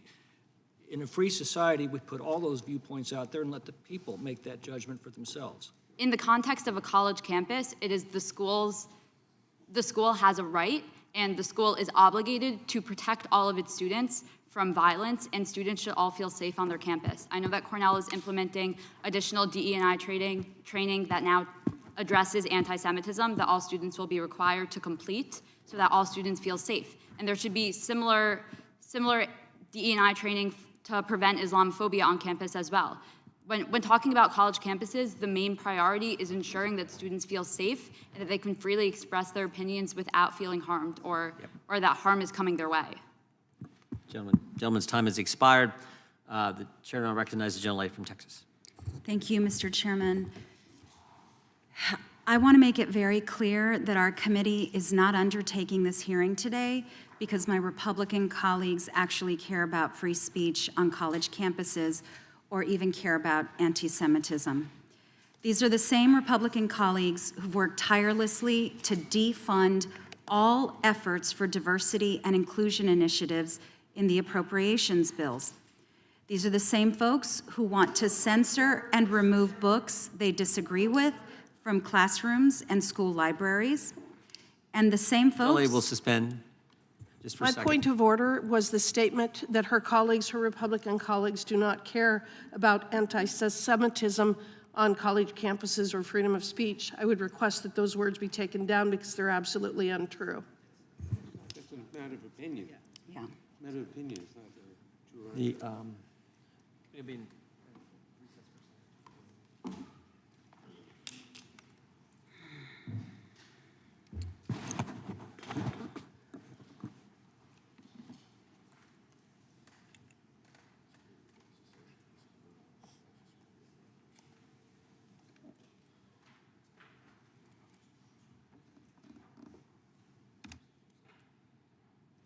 gentlelady from Texas was stating her opinion, but we've talked about this before in the committee. I think all of us should be cognizant of attributing motives to our colleagues and or other individuals in the government, whether that be the president, the vice president, or former president. We should all be cognizant of that. The gentlelady is recognized for remainder for 5 minutes. And I'll correct that. I'll say some of my Republican colleagues. However, again, these are the same folks who've worked to defund efforts for diversity and inclusion initiatives in the appropriations bills. Those are a matter of record. Those votes are available for anyone to view. These are also some of the same folks who want to censor and remove books they disagree with from classrooms and school libraries, and the same folks who balk at the prospect of teaching accurate history lessons on slavery and its repercussions in the United States. All of that is on the record and factual and available for anyone to review. What is going on here is that there is an effort to capitalize on an emotionally charged issue to sow further frustration and division.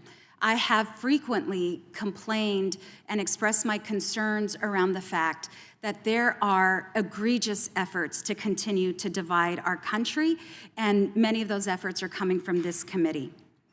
In the last 4 weeks alone, we've seen horrific incidents in the United States fueled by both anti-Semitism and Islamophobia alike. In the community that I represent of El Paso, Texas, we know full well, my community knows full well, the power of speech, the power of hate, and how that drifts into conduct. On August 3rd, 2019, a white supremacist drove over 10 hours to my community, and he published a screed online talking about the invasion of migrants and Hispanics and immigrants into the United States. Many of us flagged that speech as dangerous and as life-threatening, and yet members of this committee continue to use that same speech, knowing full well the kind of danger it creates for my community and other communities like mine.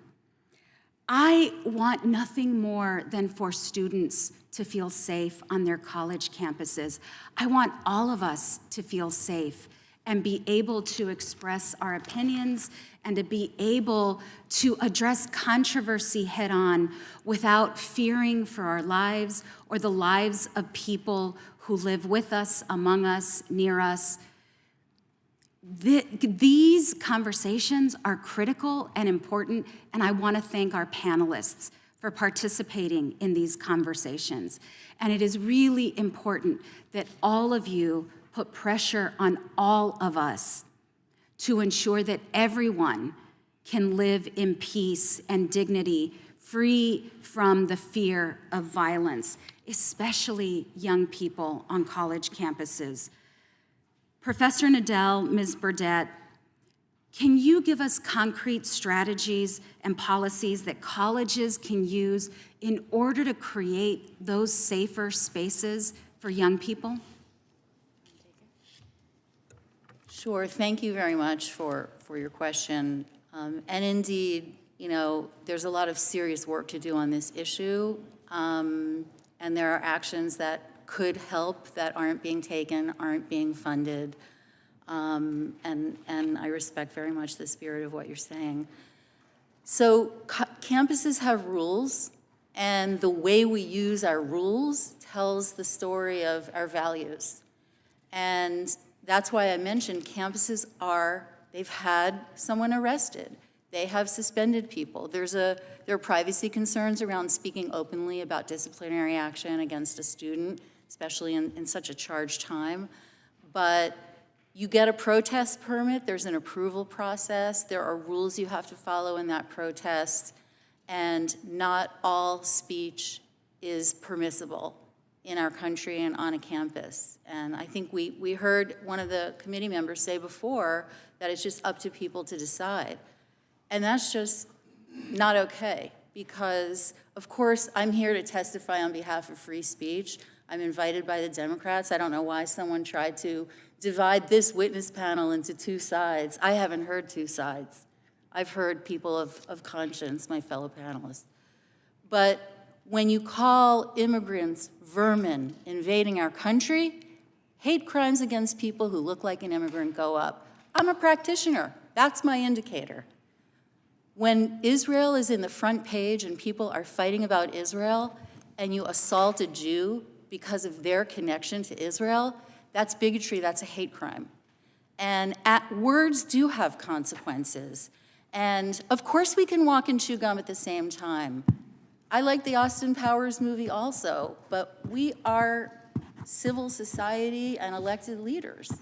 And we can distinguish the difference between free expression that people don't like, including conservative views that should be aired on campuses. Ms. Jordan should never have been called a Nazi. I was tearing up while she was talking about it. But words have consequences, and we can't just have Lord of the Flies in our free speech marketplace. Thank you for that question. Thank you. Gentlelady yields back. The chair now recognizes the gentleman from Texas, Mr. Hunt. Hey, Mr. Chairman. College and free speech go hand in hand. And college is meant to be a place where students are safe to express ideas and confront ideas that they may or may not necessarily agree with.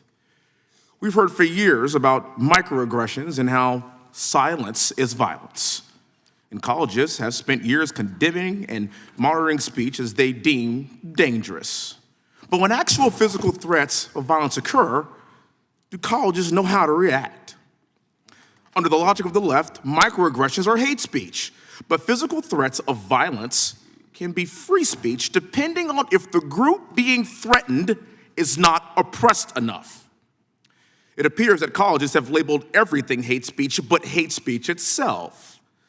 They claim to be committed to diversity, equity, and inclusion, but the dirty little secret is that there is a hierarchy of oppression within a DEI club.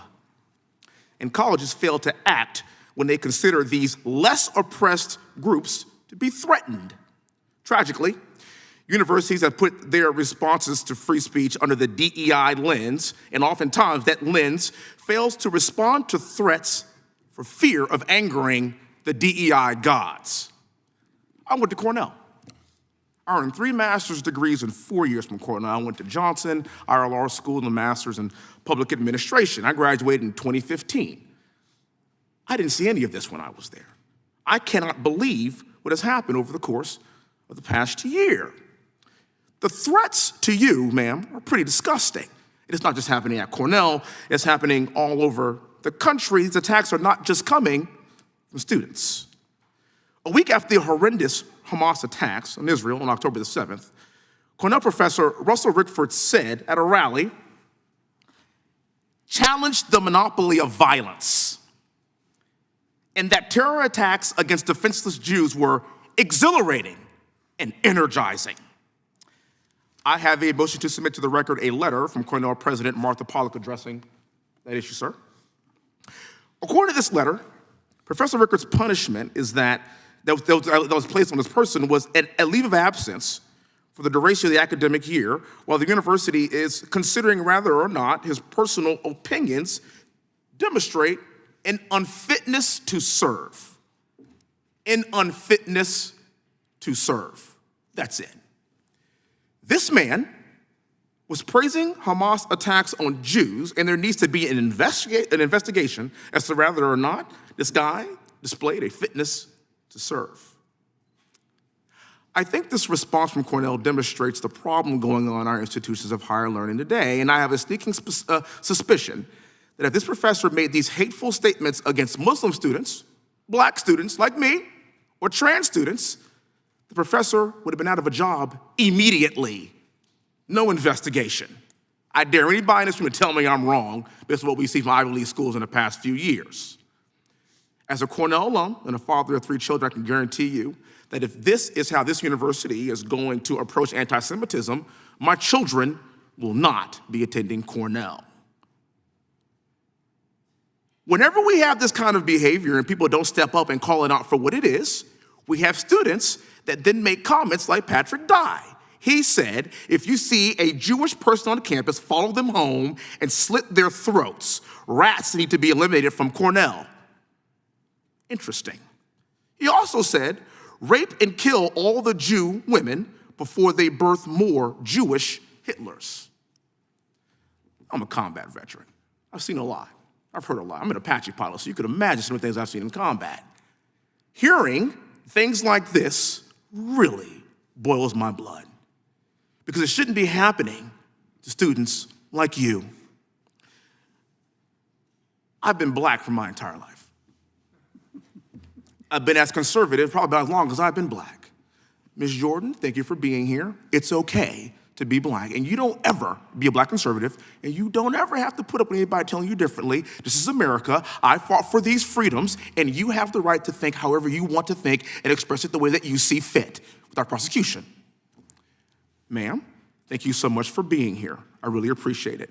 The text messages that I have gotten from my Jewish friends and colleagues that actually took me to Israel twice while I was at Cornell during Passover to learn about their culture, I promised them that I would defend them. I promised them that I would defend their rights, and we will continue to do just that. We are not going to rewind this clock back to 1930, not on our watch. I really appreciate your bravery. Thank you so much for being here, and I yield back the rest of my time. Gentleman yields. The chair recognizes Ms. Ross for 5 minutes. Thank you, Mr. Chairman, and I don't know what's going on with this, but thank you to all the witnesses for being here today. This is a highly charged topic at a highly charged time in our country, but it's not new. I want to begin by joining my colleagues in condemning all forms of anti-Semitism on college campuses and all forms of discrimination. That is not what America is about. And like many communities across the country, my region in North Carolina has seen a spike in anti-Semitic incidents since Hamas's horrific attack on Israel on October 7th. But we had seen a spike earlier. That's why Congress is giving money to religious institutions, in particular to synagogues, to be able to protect people. And when I have worshiped with my constituents, there are armed guards in front of synagogues in my district. I've also spoken to Hillel leaders in North Carolina who have told me that their students in particular have reported an alarming number of anti-Semitic incidents in the past month, and these students fear for their safety. All students, whether Jewish or Muslim, progressive or conservative, deserve a safe learning environment at school. College campuses are supposed to be places where people can discuss ideas, including foreign policy, with civility and with the goal of understanding different perspectives and learning from their peers. This sort of environment is only possible when harassment, discrimination, and behavior that seeks to silence, intimidate, and dehumanize is not allowed. Congress's role here should not be to dictate which perspectives held by students are acceptable, but rather to address this problem writ large. It is the duty of the Department of Education's Office of Civil Rights, an office that my colleagues on the right have refused to fully fund, to help you with this mission. At this moment, when tensions on college campuses are high, we must ensure that the Office of Civil Rights has the tools it needs to properly address anti-Semitism and all discrimination on college campuses. My first question is for Professor Nadal and Ms. Burdett. Could you let's go back to the basics. Why is it important that students at universities have freedom to espouse and explore a wide range of ideas? It's critical that the university continues to uphold the value of free speech.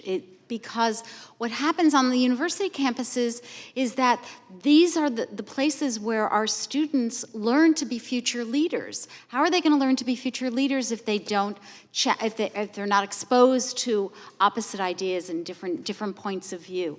I think one of the most powerful statements came from the Dean of Students at the University of Chicago when he wrote to the entering class of 2020, and he told them that, yes, you have to be on campus. Campus is certainly a place where you cannot be challenged, you cannot be threatened, but there are not going to be trigger warnings in the classrooms, that you cannot shut down a speaker. Speakers have to be able to come and hear the points of view, and I've heard what the students have said about their campuses, but at the University of Chicago, they have upheld the value of hearing these diverse points of view so that when their graduates go out into the world, they can become leaders and they know what people will be saying on multiple sides of issues. So we have to maintain that value. Ms. Burdett, do you have anything to add to that? Of course. I mean, universities have harder jobs than any of us in this room because they have to teach people how to think, not tell them what to think. And we haven't really mastered that. They are chartered. Their mission is to create a platform that students, including some of the young people in this hearing room and Jewish students, can fill with their ideas and their perspectives and their voices. And that's how we learn. And I don't think for 1 minute there's a university that doesn't know what's right and wrong when it comes to was Hamas justified in that massacre. But they have a very hard job. And they agreed in 1967, the University of Chicago issued the Kelvin Principles, which is still a very influential document. And they protected the right of young people to say, I don't want to die in Vietnam, I'm scared. And it wasn't always the predominant view. And so their jobs are hard. We sit around and tell people what to think all the time. It's really harder to teach them how to come to their own conclusions. And I just have utmost respect for the challenge they're facing. We should be helping them do better, not walking away and pulling our marbles and our funding and our kids away. Thank you. Thank you, Mr. Chairman. I yield back. Gentlewoman yields. And I will take 5 minutes for questioning now. First of all, I will deign to respond in regards to the gentleman from California in regards to anti-Semitic tropes, in particular in regards to one gentleman named Tom Steyer. That had nothing to do with anti-Semitism. He was a presidential candidate. He was taking his enormous wealth and putting it into a presidential campaign. And in America, it is fair game to be able to criticize someone when they've chosen to enter the field of politics. And the gentleman, Mr. Steyer, threw in huge dollars. He was described by the gentleman from California as a philanthropist. He was a presidential candidate who has thrown in hundreds of millions of dollars to political campaigns here in America. That is fair game. Using the cudgel of racism to stop free speech is also wrong. Mr. Marcus, if you could do it real briefly. So many of us, I have 3 children, much the same age as them.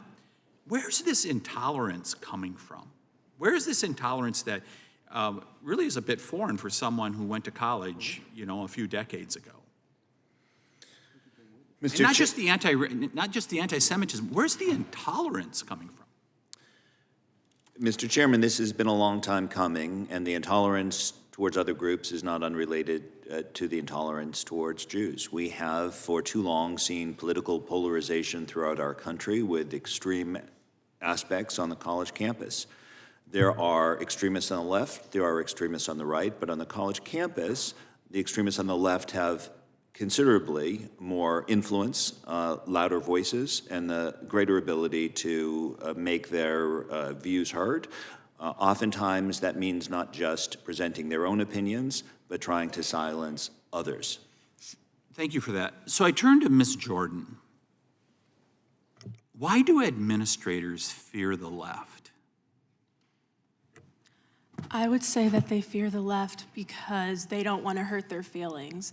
I know that they probably are trying their best to, be equal, be fair, but it honestly feels like they are favoring those students. I know there are a lot of different departments within a Big Ten university, and so some of those, we have a lot of diversity, equity, inclusion spaces. So a lot of those that are, directly funded and directly associated with the university, those are especially the leaders in initiating the activities that I feel like, coddle left-leaning students and empower them to, attack us. Because Mr. Ogerzak, isn't it true that they don't fear you on the right on campus, that you're going to tear things down, that you're going to go out and do a nasty demonstration to deny somebody from coming into the campus who comes from the left point of view to speak? I mean, I'm assuming the administrators don't fear you guys. I would certainly hope that they would never expect us to commit any acts of violence against opposing speakers. So we heard earlier in testimony, the quote was used, and one of the panelists, we have failed them. By the time it gets to the Office of Civil Rights, we have failed them. So, Mr. Marcus, why would we put more federal dollars into something like this? I think this is part of what you're hearing from some of us up here, is we are saying, is there really a federal role? Should we be pumping more federal dollars in? In fact, as we put more federal dollars in and we hear about more intolerance, less tolerance for free speech, are we going in the wrong direction by saying, federal government, you should try to do more? Because maybe the federal government is being counterproductive. Mr. Chairman, my experience with the Office for Civil Rights is that it has had lean years and it has had fat years. In either case, the head of that agency has been able to do what the head feels needs to be done. That is to say, there may be in a particular year 15 or 17 or 19,000 cases, but the number of anti-Semitism cases will never be 1% and will seldom be 0.1%. So it is my sense that while there may be political reasons and a host of policy reasons to support either increases or decreases of the budget for that agency, and the Brandeis Center is a nonpartisan group, we don't support others, that the Office for Civil Rights can focus the resources it needs on fighting the problems that needed to be fought, as long as it has the political will and regardless of the budget in a particular year. I want to get one more question in here for Ms. Silberstein. By the way, you are engaged with one of the most incisive questioners we have up here in Mr. McClintock. It is a terrific lesson many of us have learned. And why not tell parents just take your dollars elsewhere? If Cornell is going to act the way they do, Madison, University of Madison refuses to condemn pro-Hamas demonstrators chanting glory to the murders. Why not just tell parents to take your dollars elsewhere? Of course, private individuals are entitled to do what they wish with their money. With regard to sending students to these schools, I've been faced with that question numerous times, and I've had to grapple with it myself about why I would put myself in such a situation that could potentially lead to my own harm. And I have gone to a Jewish day school my entire life, and coming to Cornell, I was hoping to encounter a variety of diverse perspectives from whom I'd be able to learn. And upon coming here, I've realized that, I've been hit with a lot of hatred and virulent anti-Semitism, and it's something that makes me feel the need and the right to be there more, to combat it, and to continue to fight against it, and to not let it win. I want to thank all the witnesses for being here today. Thank you very much. May I have a minute to clarify my words that were used? Is that possible within the rules? Sure, the chair will give you let's take a minute. Go ahead. Thank you. Thank you very much, Mr. Chairman. So I'm the one who said we failed them. And fighting hate and preventing hate is a whole of society job. We all have a job to do. And if all we do is investigate a crime after someone's dead because of their identity, I'm just saying we can interrupt it earlier. I hope we won't throw up our hands about what the United States of America and its government can do to help encourage our society to be more tolerant and moral. So let's please not throw up our hands. Interventions work. And when the FBI counts hate crimes, that is a deterrent. When a school has a policy against hate, all they have to do is post it online. There are less hate crimes. So let's just make the FBI count hate crimes. It's optional right now. Why? So, Ms. Burdett, we can have more of a discussion on this offline. Thank you for your comments. Thank you for the time. I yield and would like to recognize the gentle lady from Georgia for 5 minutes of questioning. Thank you, Mr. Chair. And as a woman of color who's lost her son to murder, the very kinds of bigotry and discrimination and hatred that we're talking about today, I wake up every single morning, and when I see all of the elevated instances of anti-Semitism and bigotry and hatred and just racial division, I ask God every single day, are we losing our humanity? And with that said, first I'd like to thank the committee for holding this critical hearing to highlight the need to fund the Office of Civil Rights at the Department of Education and the importance of diversity, equity, and inclusion offices across our schools as we address these incidents of hate speech across our college campuses. Yes, we have a right to speak our minds. We have a right to share our views and be ourselves, but free speech is an invaluable right that is granted to us by the First Amendment, and we must use it to nurture our diverse and ever-changing country. However, in a nation made up of many cultures and backgrounds, hate has no place, especially at our schools, where the minds of our young people are really being nurtured. College campuses are places where people expand their knowledge, they gain new perspectives, and pursue future success. And the recent occurrences on campuses where students have used their freedom of speech to harm and intimidate their classmates are despicable and should prove our absolute need to incorporate diversity, equity, and inclusion education throughout all of our school systems. Not only would DEI offices and education reducing the likelihood of these events happening in the future by bringing awareness and knowledge to students who otherwise they may not learn about the richness of other cultures until well into their adulthood. But it will also educate and support the diverse interests of our children. And I truly believe this at heart because I'm a mother to my core. And I mean this with every fiber of my being. We are losing our way. In addition to DEI offices, we need to fund the Office of Civil Rights to equip students and faculty experiencing intimidation, threats of violence, and other harmful acts with the tools necessary to protect them. Without these support resources, students will continue to live in fear of harm while they know that they have little or no support in the event that they experience such personal and hate-filled instances. Thank you, Mr. Chair, for having this hearing today. Let's work to protect our students and affirm the value of all cultures by funding the Office of Civil Rights at the Department of Education and supporting diversity, equity, and inclusion programs on campuses all across our country. Ms. Burdett and Dr. Nadel, throughout your professional careers, have either of you found that individuals with a better understanding and background of cultures dissimilar to theirs tend to be more understanding and accepting when speaking to or about someone who's from a different culture? You know, one of my favorite things about the president's strategy against anti-Semitism is that it talks about the need to celebrate Jewish heritage. And of course, understanding matters. And that is where communities can actually stop problems before they happen with understanding.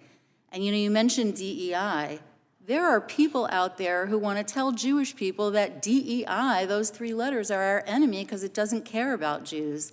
I work with DEI professionals all the time, and sometimes they weren't addressing anti-Semitism in the past. And it's a process to explain it, to integrate Jews into DEI work. But everything I hear these last 4 weeks tells me Jews want to be welcome and included. And that's what the I stands for. Thank you. Thank you. Dr. Nadel. What I would add to that is that it is imperative to understand and learn about the diversity of cultures in American life. And so to respond to one of the things Ms. Burdett said, we have had proclaimed in the United States May as Jewish American Heritage Month at least since one of the Bush administrations, I forget which one, maybe at least since 2004. And that this is a way in which Americans can learn a great deal about Jewish Americans, but we also have an array of specific months dedicated to learning about the different cultures of the United States, and so we need to support those efforts. Thank you, and I yield back. General Lee yields back. I should have mentioned this earlier. You've been here now for a couple hours. Almost 3 hours. If anyone needs a break, just let us know. If you need to step to the restroom or anything like, just let us know. We probably have about 45 more minutes of questioning. We'd like to keep going because we are going to have to go to the floor for votes. So if it's okay with you, we'll continue to go. The chair now recognizes the gentleman from Texas, Mr. Roy. Thank the witnesses. Thank you for being here. A couple of questions, particularly for the students, and appreciate you all being here. Have any of the 3 of you ever in any meaningful way received support from the Department of Education to perpetuate your viewpoints on campus to the best of your understanding? I have not received any supporting sentiments from them, no. Yeah. Ms. Jordan? I have not received sentiments either. Ms. Silverstein? I as well have not received any. Yeah, I hear a lot from my colleagues on the other side of the aisle about how important it is to have these offices of diversity, equity, and inclusion. And I'm just wondering if any of the 3 of you, we have, we dance around these topics all the time in this thing, but we have a white male, we have a black female, we have a Jewish female. Have any of you felt, exalted or supported or helped by these offices of diversity, equity, and inclusion so that you feel comfortable on campuses? Never. Actually, so the story I was telling earlier about how I was doxxed in a group chat of over 800 students, those were all black students. It was a group chat for black people on campus. And at the time of my involvement as secretary of Young Americans for Freedom, I served as the first-year representative on the Black Student Union, which is an organization within the Afro House, which is a part of the DEI organization department within our school, and they requested my removal. And they had a meeting for that, and they said if I did want to continue being on the board, I'd have to have a discussion with the executive board and their director on how black students can have different viewpoints. I decided to discontinue my position because I felt like that's unnecessary. You shouldn't have to have a discussion on how people can have different viewpoints because that's common knowledge. Ms. Silverstein, anything to add? Yes, I would just like to point out that I've only been at Cornell for about 1.5 years now, and this problem far exceeds my time at Cornell. It has been a persistent problem on college campuses for many, many years. My brother attended the university about 5 years ago, and swastikas were posted outside of his dorm. Following the Tree of Life synagogue shooting a few years ago, 3 swastikas were found within 9 days on campus. And then we're seeing this happening now. The university do anything about that? The university issued what was, in my opinion, a weak response. And clearly it is evident that it was weak as it has persisted on campus and nothing is being done to stop these hateful symbols from being spread around campus. Ms. Silverstein, quick question for you and a question for the 3 of you. So I have this concern right now that I believe that we've got a world in which students fear disagreeing with professors, but don't feel afraid for calling for the eradication of Jews, for example. Now, there might be some free speech lanes that are wide enough to have some very hateful statements made, and I certainly support a very wide lane of tolerance with respect to free speech in the First Amendment. But the point here is something a little bit different, because all of us who have gone to law school and have studied the whole idea of yelling fire in a crowded theater, right? That we all get that there are some limits to speech. Now, I fully associate myself with the remarks of the gentleman from California, Mr. McClintock, in our need to defend free speech. But I feel like there's something that we are not talking about here that's actually at the center of all this, while we just go around the barn saying the same stuff over and over again. And that is that in a world in the 21st century with TikTok and with a whole lot of, say, political actors and technological actors at play, driving rhetoric and speech and driving what people see as news and information, that we've got elements that are arising to something akin to yelling fire in a crowded theater. I'm looking at TikTok data over the last week, and I'm seeing a massive ramp up of the stand with Palestine versus the stand with Israel. This is not accidental. That's not just something that just materializes. My point is when there's purposeful action designed directly to foment actual response and hate and targeting of individuals, you have now stepped into the very action that the gentleman from California, Mr. McClintock, was talking about. So my question for you as students, to the extent that you think that these devices are harmful or helpful for society generally, and I've got my views on that, with respect to TikTok and the use of technology, can you expand on, each of the three of you, the extent to which this, TikTok and others, have been used to dox you, target you, and undermine your ability to engage in free speech and free thinking as conservative or as free-thinking Americans? I'll start with you, Ms. Silberstein, and go down the line.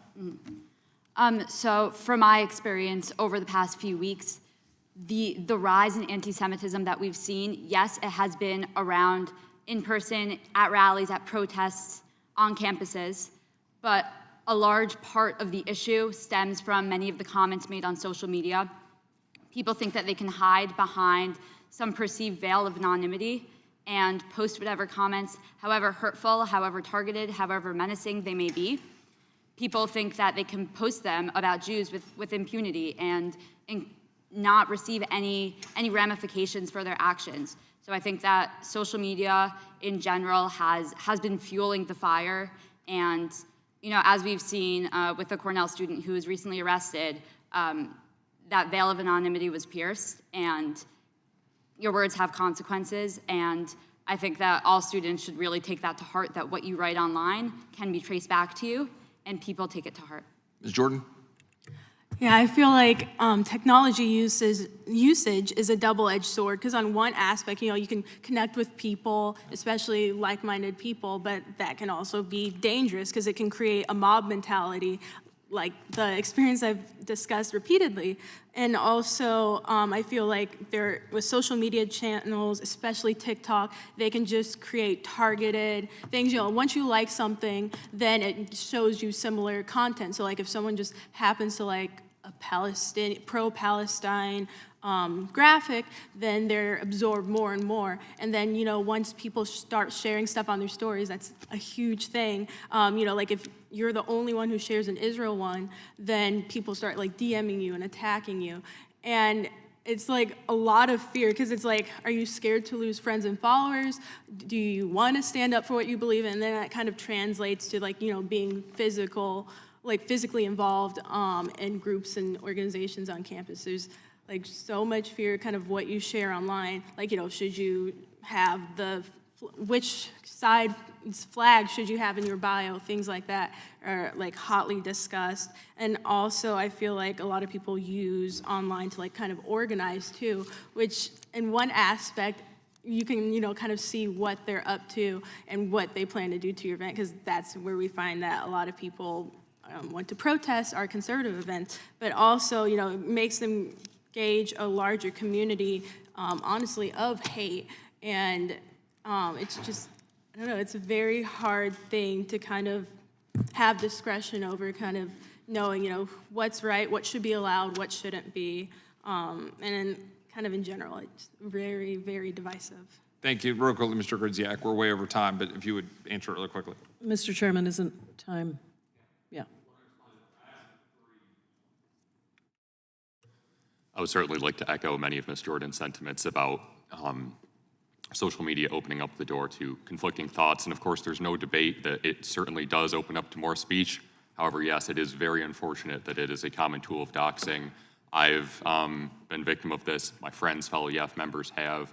I'm not a user of TikTok, but across both Instagram and Snapchat, no shortage of leaking addresses, untrue slurs about myself and others, and it is extremely unfortunate that this is the case. I know we were well over time here, but I would like to address your previous question regarding DEI, if I may. We're going to hold on that. I'll give you time when I get to it. We're going to Ms. Jai Paul. Thank you so much, Mr. Chairman, and thank you all so much for being here and for your testimony. Every student, staff, and faculty member deserves a college campus and a world that's free of discrimination. Anti-Semitism is wrong.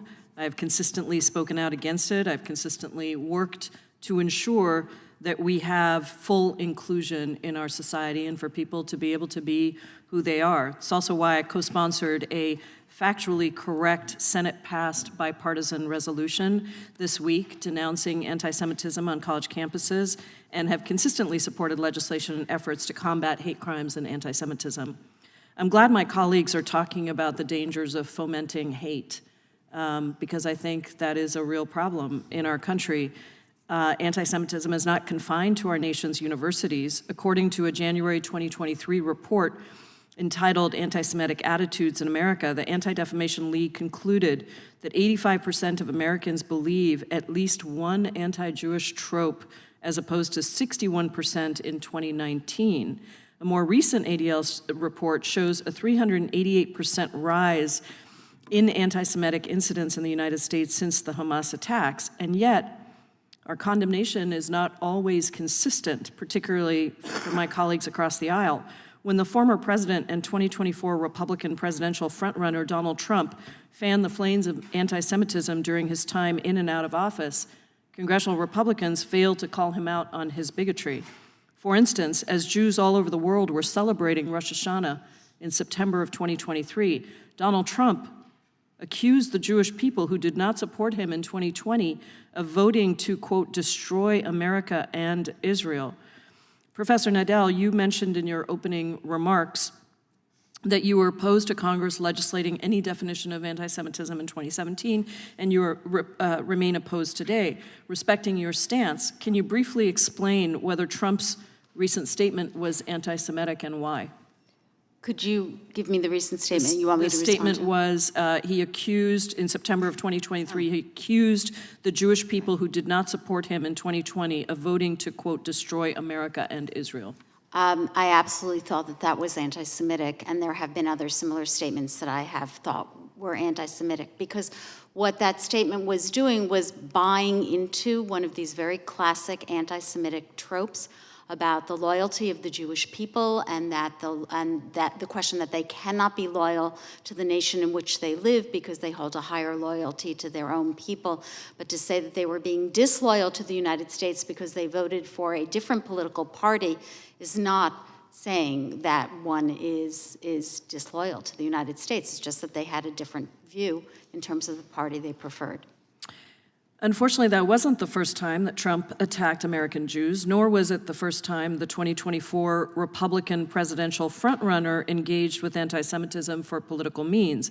When white supremacists chanted, quote, Jews will not replace us, end quote, in 2017 as they marched in Charlottesville, Virginia, Donald Trump said, and he was president at the time, said, there were very fine people on both sides. That is an exact quote. Very fine people on both sides.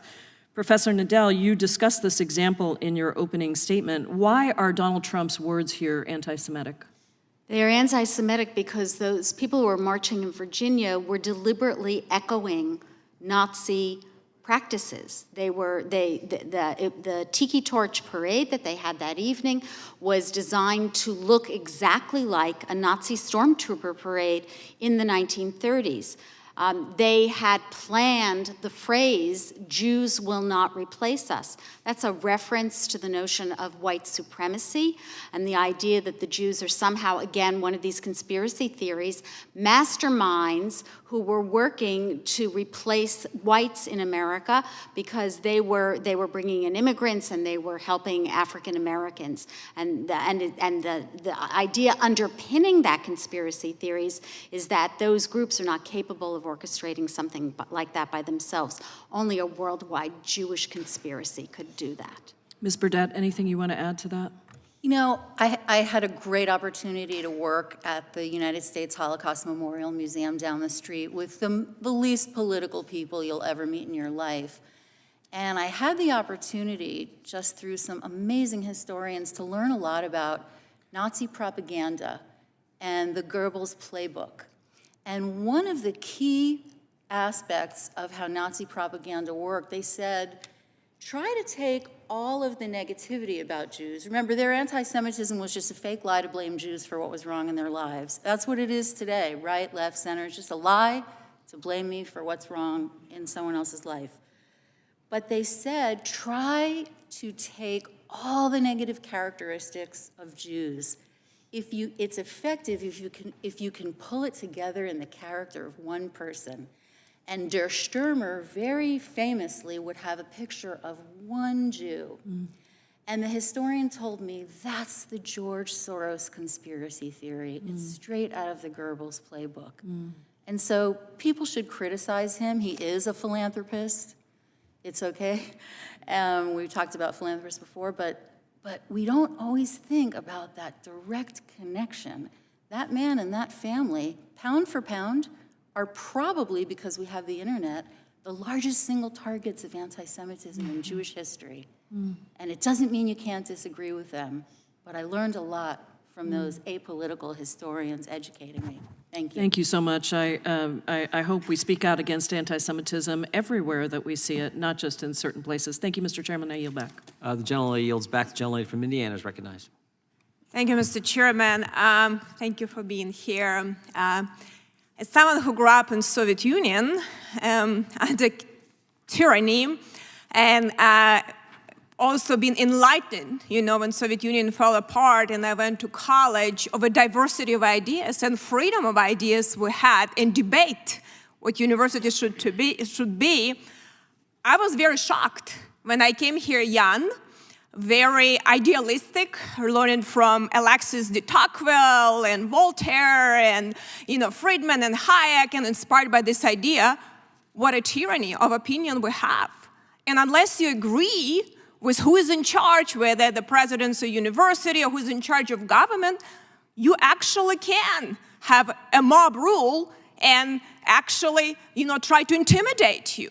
So I think it is a very dangerous trend, and I truly believe, you know, if we do not do something about it, we're going to fail as a republic. A lot of people don't realize that republic, we're not a pure democracy for a reason. We actually, you know, republic to protect rights of minority to express opinions unless they're harmful and try to hurt.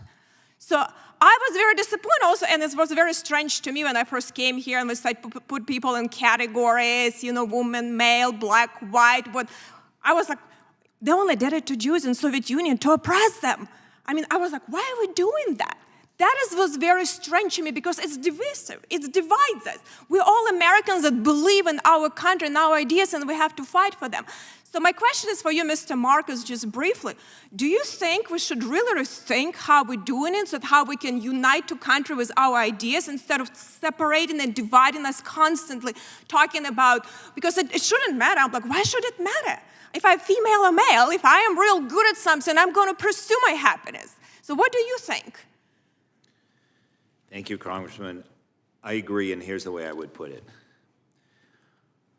When we see the response of so many college students to such atrocities, the question shouldn't be, do we criticize, do we condemn, do we punish the speech? The question should be, how in the world did we get here? How did we get to a place where a significant portion of students at some of our best colleges and universities, students in many cases who view themselves as progressive leaders, have adopted some of the vilest values that one could possibly imagine. I think we have to say that this is not just a question of do we issue a statement, but do we say these institutions have to be completely rethought, and we have to figure out how is it that the moral fiber has frayed, and what can we do to repair it?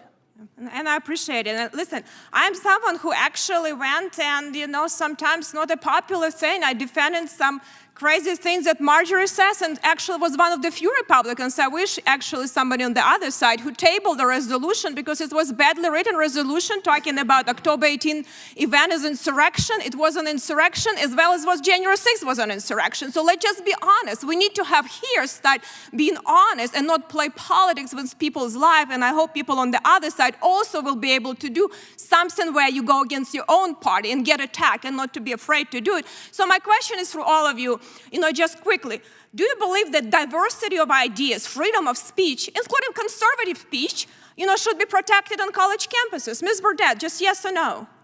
Yes. Dr. Nadel? Yes. Mr. Marcus? Yes. Ms. Silverstein? Yes.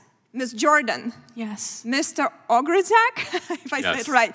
So do we believe that we do have protection of freedom of speech right now on college campuses? I'll cite you with you, Mr. Ogrzak. Completely? No. Ms. Jordan? Nope. Ms. Silverstein? No. Mr. Marcus? No, ma'am. Mr. Nadel? Dr. Nadel, sorry. That's okay. I think we have mechanisms put in place to protect freedom. But do we have it right now protected, freedom of speech and ideas and the real expression that people are not afraid? Based on what some of the students have said, no. Ms. Burdett? Yes, we do. It's messy, and we need to make sure that the rules are applied fairly to these students. So you believe conservative and all speeches are protected right now? All speech is protected by the rules, and humans implement the rules. So when we talk about our implementation, we have all this diversity inclusion, and it's becoming like a tyranny, unless it's green, right? Is it correct? Are they effective with diversity? I'll talk about giving more money. Department of Education also accredits on help, justifies accreditation, but is it being effective? Just quickly, I know that my time has expired quickly. Are they being effective, this diversity, inclusion, all of this initiative? No, it has not been. No? Ms. Jordan? It has absolutely not been. Ms. Silverstein? Definitely not, no. Mr. Marcus? Diversity and inclusion programs have been a mixed bag at best. Dr. Nadel? They're working on it. Ms. Burdett? The Emancipation Proclamation didn't work right away, but we had to work on it for hundreds of years. Don't give I up. think we have a difference of opinion between students and adults, but thank you. Gentlelady yields back. The gentlelady from Vermont is recognized. Thank you, Mr. Chair. I'll be honest that many parts of this hearing have been extremely difficult to listen to. My grandfather, Leopold Ballant, was murdered in the Holocaust, and my family has warned me my entire adult life that anti-Semitism is always lurking just below the surface. And we are seeing that today in stark relief in this nation, but also around the world. And so it's been personally difficult for me to sit through this, that here we are again. Here we are again.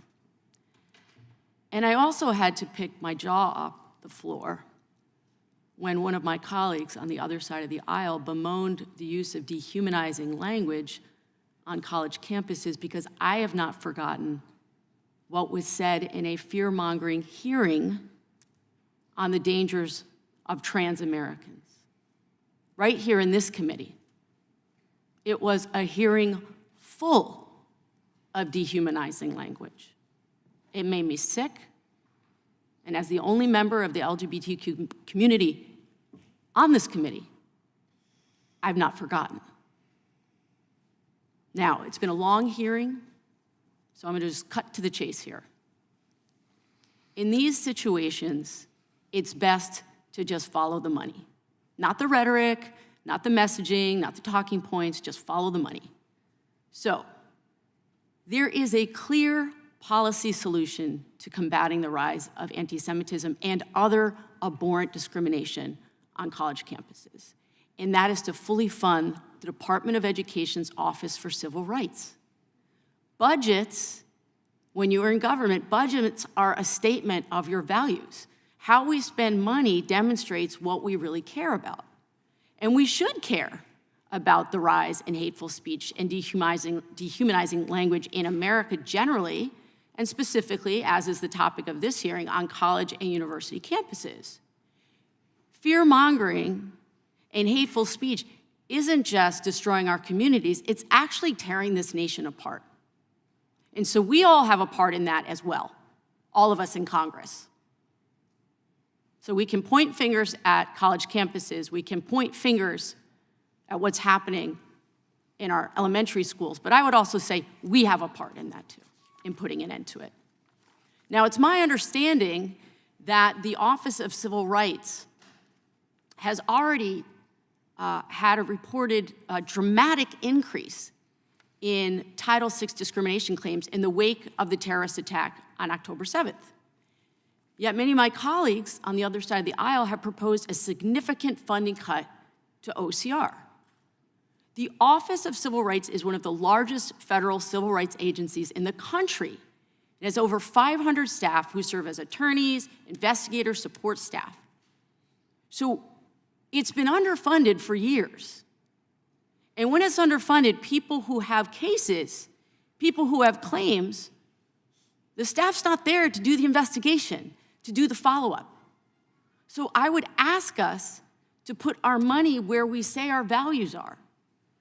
Now, a cut that has been proposed to the tune of reducing from $131 million to $105 million, that is a significant cut. It will have a detrimental impact on the ability of OCR to do its vital work. So again, I urge us all, follow the money. It seems like we are in a lot of agreement here on the things that are making us very uncomfortable. The antidote to speech we don't like is more speech. It's not shouting people down. It's not talking louder. It's not dehumanizing language. It is engaging in meaningful conversations when we have disagreements. It's that simple. So let's fund the office that is dedicated to making sure we're dealing with discrimination on college campuses. So I have 33 seconds. In that time, Ms. Burdett, can you just tell me what would be the ramifications if we were to cut from $131 million down to 105? Just really quickly, just give us a list of what's going to happen if that happens. We know that when hate crime victims and students like these have no place to call, of course, that's a secondary victimization. It means the law enforcement can't respond to you. It means you have no recourse. Why would we take that away? If we are having a hearing, this isn't the PTA that has other tools. This is a House Judiciary Committee where I think we should look at what are the tools available. And we know where we have data about hate, and the Civil Rights, Office of Civil Rights does data collection on what's happening in schools. Data, government's not a university. We collect data because when we know what's happening, we can intervene. We can put resources there. And if we're not here to talk about how the federal government can make my boy safer, then we could be at a PTA meeting or at another kind of organization meeting. And so the budget is a moral document. And I'm even saying it's not enough to have investigators. Can we please invest in interrupting it before it happens? Not a single family of a victim of the Tree of Life shooting feels better that someone was punished. They'd rather have their brother back.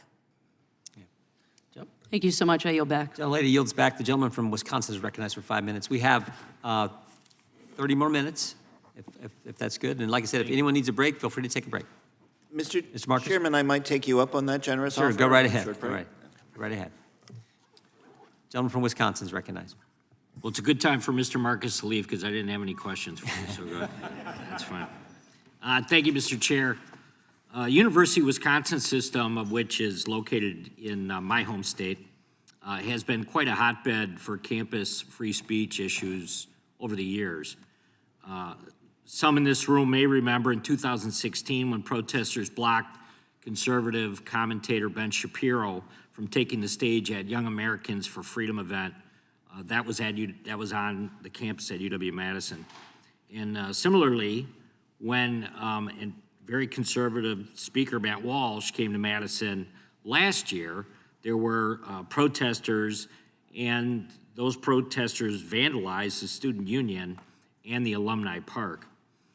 According to a freedom of speech survey conducted by the UW system itself in 2022, over 14% of UW-Madison students believed it was acceptable to disrupt invited speakers whose messages they didn't agree with.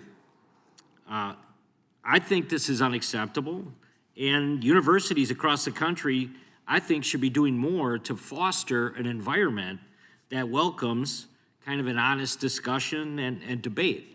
I think there's muscle memory that should happen here, so when we end up in a position where we have elevated and expanded demonstrations, that universities know how to handle those and do it in a responsible way to keep everyone safe. There is a bill, one of my colleagues, Congressman Greg Murphy, has authored it, Campus Free Speech Restoration Act, which requires universities to report First Amendment violations to the Department of Education. The bill, I think, would provide a much-needed check on some of the federally funded institutions, and I'm certainly hoping that this Congress could move swiftly on it.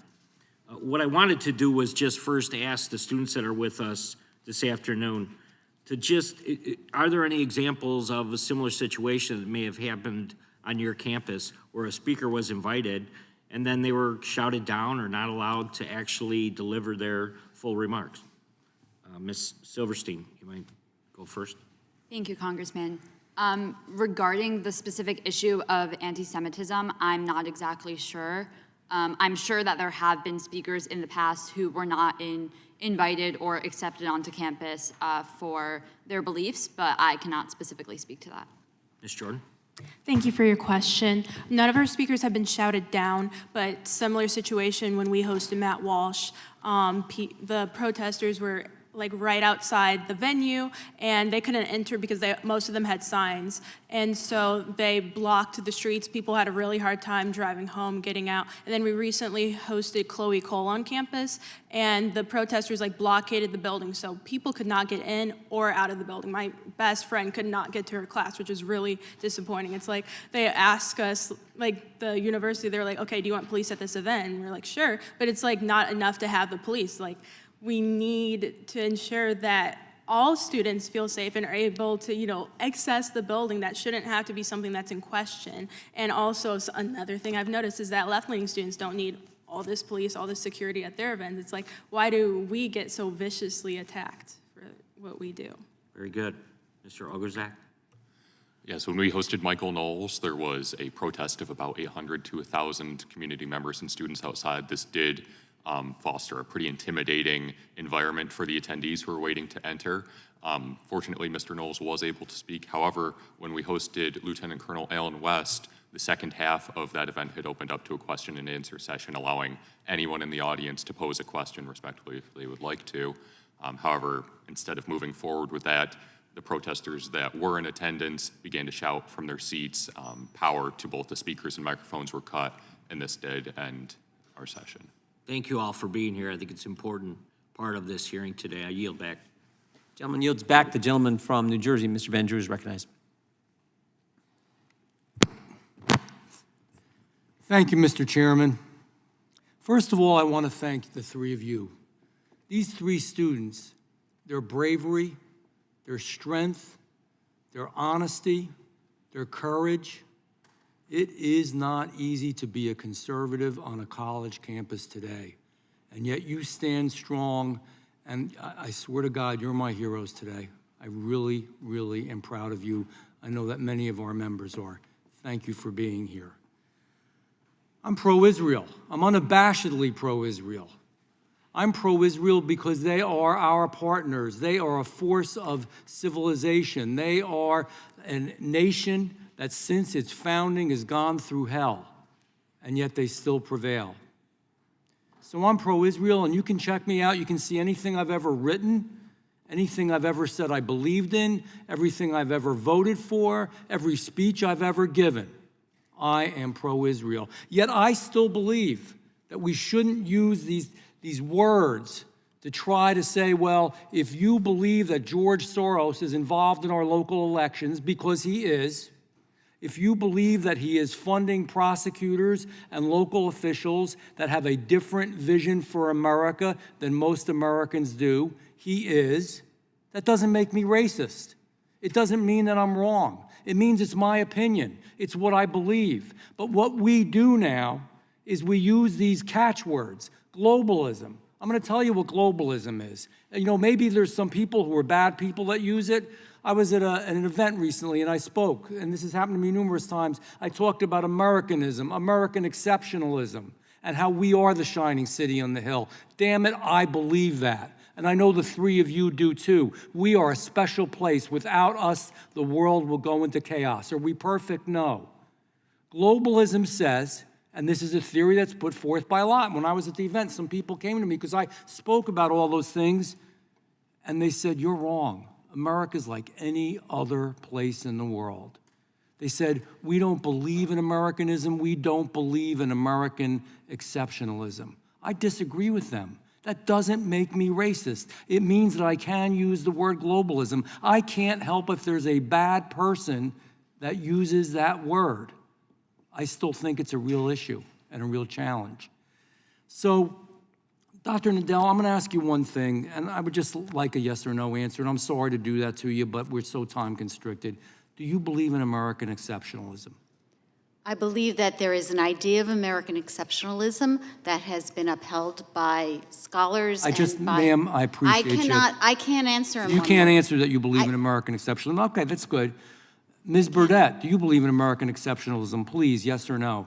I don't find the question relevant to this hearing. It is very relevant. It's relevant to what's happening on college campuses, but I thank you.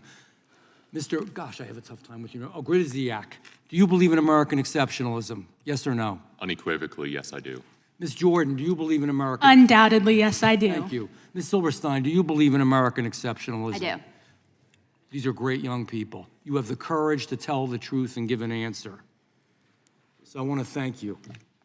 You know, I just want to talk about some of my personal experiences real quick, and I'm running out of time. Condoleezza Rice, some people may remember her. It was back, she was a national security advisor, the highest ranking African-American in history at that time, and of the federal executive branch, and she was supposed to speak at my alma mater, Rutgers University, a great school. I was pre-med, pre-dent, and, you know, got a great education. But boy, if you had a different opinion even back then, and this is not, I'm further back than that, and I watched in dismay as the professors at my alma mater led the charge opposing her appearance because they didn't want to hear another opinion. Every student at Rutgers, regardless of their political stance, liberal, conservative, socialist, libertarian, Democrat, Republican, man, it's an exchange of ideas. It's the marketplace of ideas. Do you agree with that?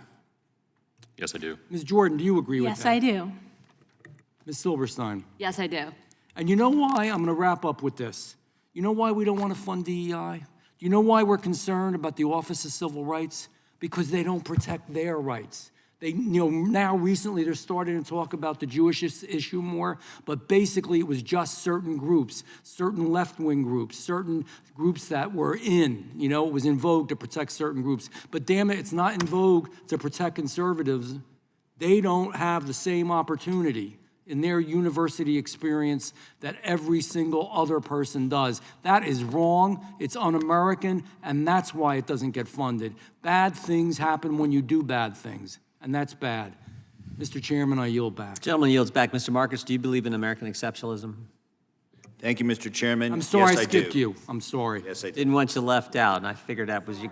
I figured you respond. No, it was a great line of questioning. I appreciate it. The gentleman from Alabama is recognized, Mr. Moore. Thank you, Mr. Chairman. Thank all the witnesses for being here today. I'm certainly proud of my alma mater. It's Auburn University, and recently been ranked one of the top colleges in the country that advocates for free speech and robust debate.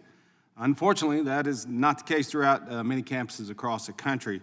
With shout downs and immediate conservative voices, the heckler's veto, if you will, has the adverse effect of what the First Amendment is supposed to support. Some extreme groups use this silencing method under the guise of tolerance, yet their definition of tolerance is ironically not tolerant at all. The heckler's veto effectively silences the speech and messages through fear and disinformation, or intimidation, I should say. 56% of the students across the nation fear stating their views would put them in harm's way. Actually, and even my nephew, he went to Auburn, and there were times in classrooms he was afraid to speak out because he knew that it would affect his grade. Do y'all experience that? Have you experienced that, Ms. Silverstein? And then I'll go down the line with the students. So I am a business major, so I personally have not experienced that, but many of my friends have. Ms. Jordan, any of your friends, do you experience that? I know my friends have experienced it, and then like personally, you know, like first day of class, they always ask us to say our pronouns. I'm the only student usually who doesn't say any pronouns because it's unnecessary. And then just in general in class, they, you know, often just have discussions that more people support liberal viewpoints, and sometimes I do like get that, like my heart starts beating fast, and I'm like, should I say something, should I not? Because a lot of students just know my face. I'm one of the only Black conservatives on campus, so it's kind of hard just, you know, making friends, talking to people, because once they find out you're conservative, you know, they ostracize you. Yeah, I mean, I can imagine, because I know I can't keep my mouth shut sometimes, so I couldn't imagine being in a classroom nowadays, being a conservative, and actually having to say something maybe contradictory to what the professor might be saying. Mr. O, you had that experience as well? Similarly to Ms. Silverstein, just based on my major, those topics were often left out of the classroom. I can vouch for my political science friends and say that they were not so lucky. So in this conservative university, you know, General Schwarzkopf said about Auburn University, he said, I send my sons to West Point and my daughters to Auburn. And I've noticed, like, my son, he's at Auburn now. He's building science major, so he doesn't have, he's like you, Ms. Jordan, or I guess Ms. Silverstein, who don't have the issue of politics does not come up often in the classroom, but to me, like my son's roommates are from New York now. His buddies are from New York and Arizona. They're coming to these universities where they feel they have a right to have an opposing viewpoint and actually speak up. So first, Ms. Silverstein, I have a question for you. How has your life been affected by the threatening rhetoric of these activist groups on Cornell's campus? Every day when I walk outside, I question what I do, I question how I appear, I question what I say, out of fear that someone might hear me who disagrees, or who disagrees with my very existence and could threaten me with any actions. I'm, as the chairman mentioned, I'm on the Chabad board for my university, and I go to Shabbat dinner every Friday night, and I'm scared to walk outside. I'm scared to walk alone without police protecting us.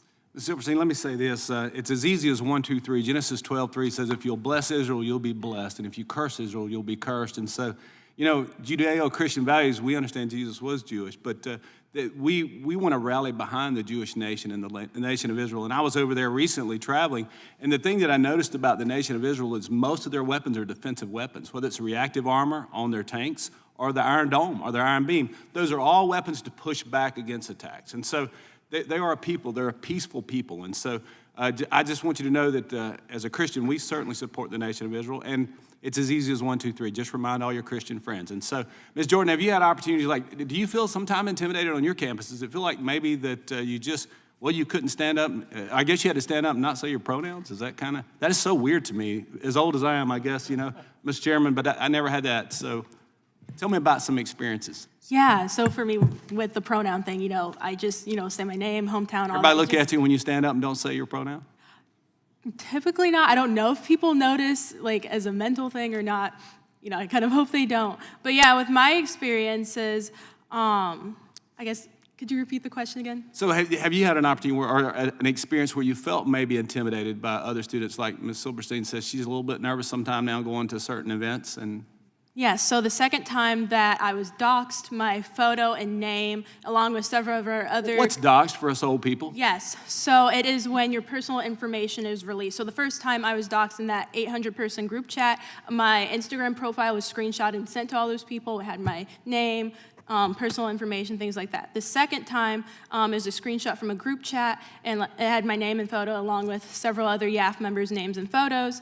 And so this was printed out and put all around downtown Iowa City and campus. And on my birthday, me and some YAF members were walking downtown to get frozen yogurt to celebrate. And this girl walks right by us, don't think anything of it. Out of nowhere, she starts screaming her head off, and she's like, F you, you don't belong here, get out of Iowa City, we don't like your people, The stuff tolerant like that. left, as we call them. Yeah, very Mr. Chairman, I'm sorry, Mr. Odeh, I didn't get to this. Mr. Chairman, I'll yield back. I'm over time. Gentleman yields back. The chair now recognizes the gentleman from California, Mr. Kiley. A truly terrible sickness has afflicted colleges and universities in this country, which has reached horrifying levels over the course of the last month.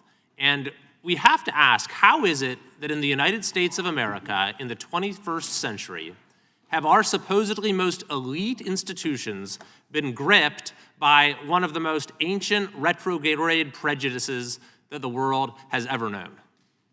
How is it that universities that have systematically suppressed free speech for years, how have they suddenly discovered the First Amendment and invoked free speech as a reason not to condemn terrorism and anti-Semitism? How is it that institutions that have proliferated their diversity, equity, and inclusion bureaucracies are turning a blind eye now to attacks on Jewish students on their own campuses? How is it that university administrations that have waded into every political issue of the day are now suddenly bound by institutional neutrality when it comes to the murder of children? Perhaps the intolerable irony and hypocrisy of it all is best illustrated by Harvard University, whose leadership remained silent and said nothing for days after October 7th. Meanwhile, 24 student groups filled the vacuum with a statement explaining that Israel itself was solely to blame for the attack. And it was only after enormous criticism from alumni like myself and Representative Elise Stefanik that Harvard President Colleen Gay came out with a very tepid statement, which still refused to condemn the student groups and instead said that Harvard is committed to free expression. The thing is, Harvard is not committed to free expression. There was a recent ranking of how committed 248 universities are to free expression, and Harvard was ranked dead last, number 248, the only institution to receive the abysmal rating. But I actually think that these things are not unrelated, and Mr. Marcus, I think your testimony established that the suppression of free speech and the rise of anti-Semitism actually in some ways go hand in hand. Do you believe that the systematic suppression of free speech on college campuses has served to fuel the rise of anti-Semitism by silencing and excluding Jewish students on campus? Yes, sir, Congressman. I think that there is a culture of intolerance in which certain viewpoints and certain identities are privileged and certain other ones are condemned. We no longer have, on even our greatest college campuses, a sense that we should have a reasoned debate among all, or that every group should be treated with the same degree of equality. What we have is a kind of orthodoxy, which is taken over from the faculty and also the student body. And this has implications not only for conservatives, but for other groups who are disdained within the institution, including Jewish Americans. I'd like to read a portion of a letter from the Legislative Jewish Caucus in California to show just how dire the situation is at the public universities in my own state. This is a letter addressed to the CSU, California State University, and the UC leaders. It says, among numerous other examples, we have heard from Jewish students at UC Berkeley, UC Davis, and San Jose State who report being physically attacked for expressing support for Israel. Jewish students at UC San Diego who required a police escort in order to safely leave a student meeting. Obscene anti-Israeli graffiti on a Jewish ritual space at Cal Poly Humboldt, anti-Israel rallies at UCLA that interrupted classes with hate-filled rhetoric, a social media post by a UC Davis faculty member with knife, axe, and blood emojis calling for violence against Zionists in their homes and in their kids in school, and an increased need for armed security at Jewish student centers on multiple campuses. Shockingly, the letter continues, anti-Israel student groups immediately celebrated the Hamas terrorist attack on October 7th, while the UC Ethnic Studies Faculty Council glorified the largest mass murder, rape, and kidnapping of Jewish civilians since the Holocaust as worthy of support as part of the Palestinian freedom struggle. The letter goes on from these 18 legislators that Jewish students and faculty have shared with us disturbing examples of Jewish students being denied opportunities afforded to other student groups. Examples include administrators providing space on campus to various identity and affinity groups, but not to Jewish student organizations, and at least one Israeli student at UC Berkeley being told she could not participate in a class-related conference because of her nationality. Given your experience at the Civil Rights Division at the Department of Education, do you believe there is more that the department could be doing about this sort of discrimination and activity on campuses? Absolutely. There is more that the department can be doing, and it can do it tomorrow. The department has sent out links for Jewish students to file complaints. It has added language to its complaint forms. That's fine. But there is no reason why the department needs to wait for Jewish students to come to them. The department has the authority to initiate self-directed investigations anytime it opens the newspaper and sees that there is a problem at an institution that receives federal funds, and that's every single day if they're reading the papers. Moreover, Secretary of Education has the authority to commence nationwide compliance reviews in particular areas that are of concern. And again, there's no way that one can pay attention to higher education today and not realize that this is a serious national problem. These are things that can be done quickly, that don't require legislation, they don't require significant infusions of funds, they can be done with the current resources, and that can be done with the authority that the Secretary of Education already has. Thank you. I yield back. Gentleman yields back. Gentleman recognizes, or the chair recognizes the gentleman from South Carolina, Ms. Fry. Thank you, Mr. Chairman. Thanks for having this hearing today, actually. Freedom of speech for me, but not thee, I think is the central theme for conservatives on college campuses. That's the unfortunate truth that we really see perpetuated by college and university administrators across the country. Think about the few examples we've kind of hit on today a little bit, including yours.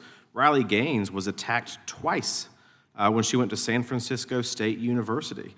And it didn't just stop there. The school kind of glossed over it by saying that students took tremendous bravery for the students who participated peacefully on campus. Or when the acting associate dean for administrative affairs at the University of Arizona sent an email to students that they may be impacted by Charlie Kirk coming to the school and provided them with counseling for anyone who was considered that, I guess, violence of some flavor. Or most recently, just last month, in the classroom at Stanford University, a lecturer asked Jewish students to raise their hands if they were Jewish and put them in the corner of the room and said, that is what happens in Palestine.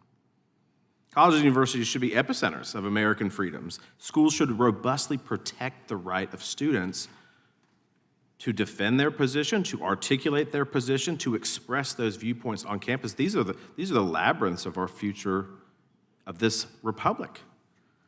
But many college university administrators have shown that their commitment is not to protect free speech unless it is speech in which they agree with. Let's play a video real quick.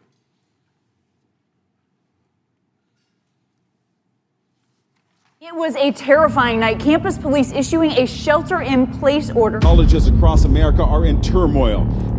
He's a fascist, and Berkeley did not welcome him. College swimmer physically hit by trans rights protesters after speaking at San Francisco State University. Intimidating and bullying a Jewish kid. Pro-Palestinian protesters storm a New York college. They pound on the doors, threatening 11 Jewish students.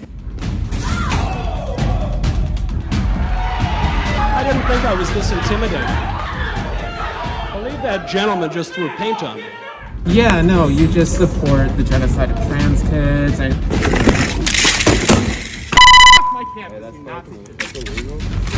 A group called the NYU Anti-Fascists arguing that McGinnis is a hate speaker with a track record of using incendiary language.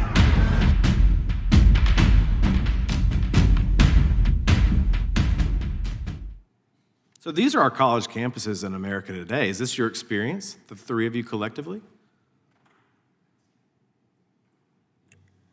I personally have not experienced, thank God, violence towards myself, but the rhetoric being spread and the incitement to violence, yes. Yes, this is very similar to what we have, when we're tabling, also the lectures that we host on campus. Unfortunately, yes, it is. We had a violent mob chase us across campus following one of our lectures, and I have had literature comparing me to a Nazi, to a fascist, with many other obscenities written in the letter sent to the address of my parents' house. So these issues need to extend off campus. See, that's the problem I think what most of us see is that colleges should be the environment in which you learn, that you learn how to debate, that you learn how to defend your ideas, to grow as a person. But that doesn't seem to be the case here. Scholars have said that the purpose of the American public school system is to prepare the future citizenry of this republic, but that doesn't seem to be taking place. Ms. Jordan and Mr. Ogrijak, did I pronounce that right? Okay. I know there was a lot of variations of that I heard today. I just wanted to confirm that. A 2022 report from the Foundation for Individual Rights in Education revealed that roughly 3 in 5 students expressed worry about damaging their reputation because someone misunderstanding what they have said or done. Roughly 1 out of 2 students reported that they feel discomfort expressing their own views on college campuses on controversial political topics.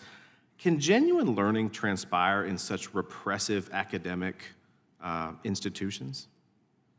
Ms. Jordan? Sorry, could you repeat the question again, please? Can genuine learning transpire in such a repressive academic environment?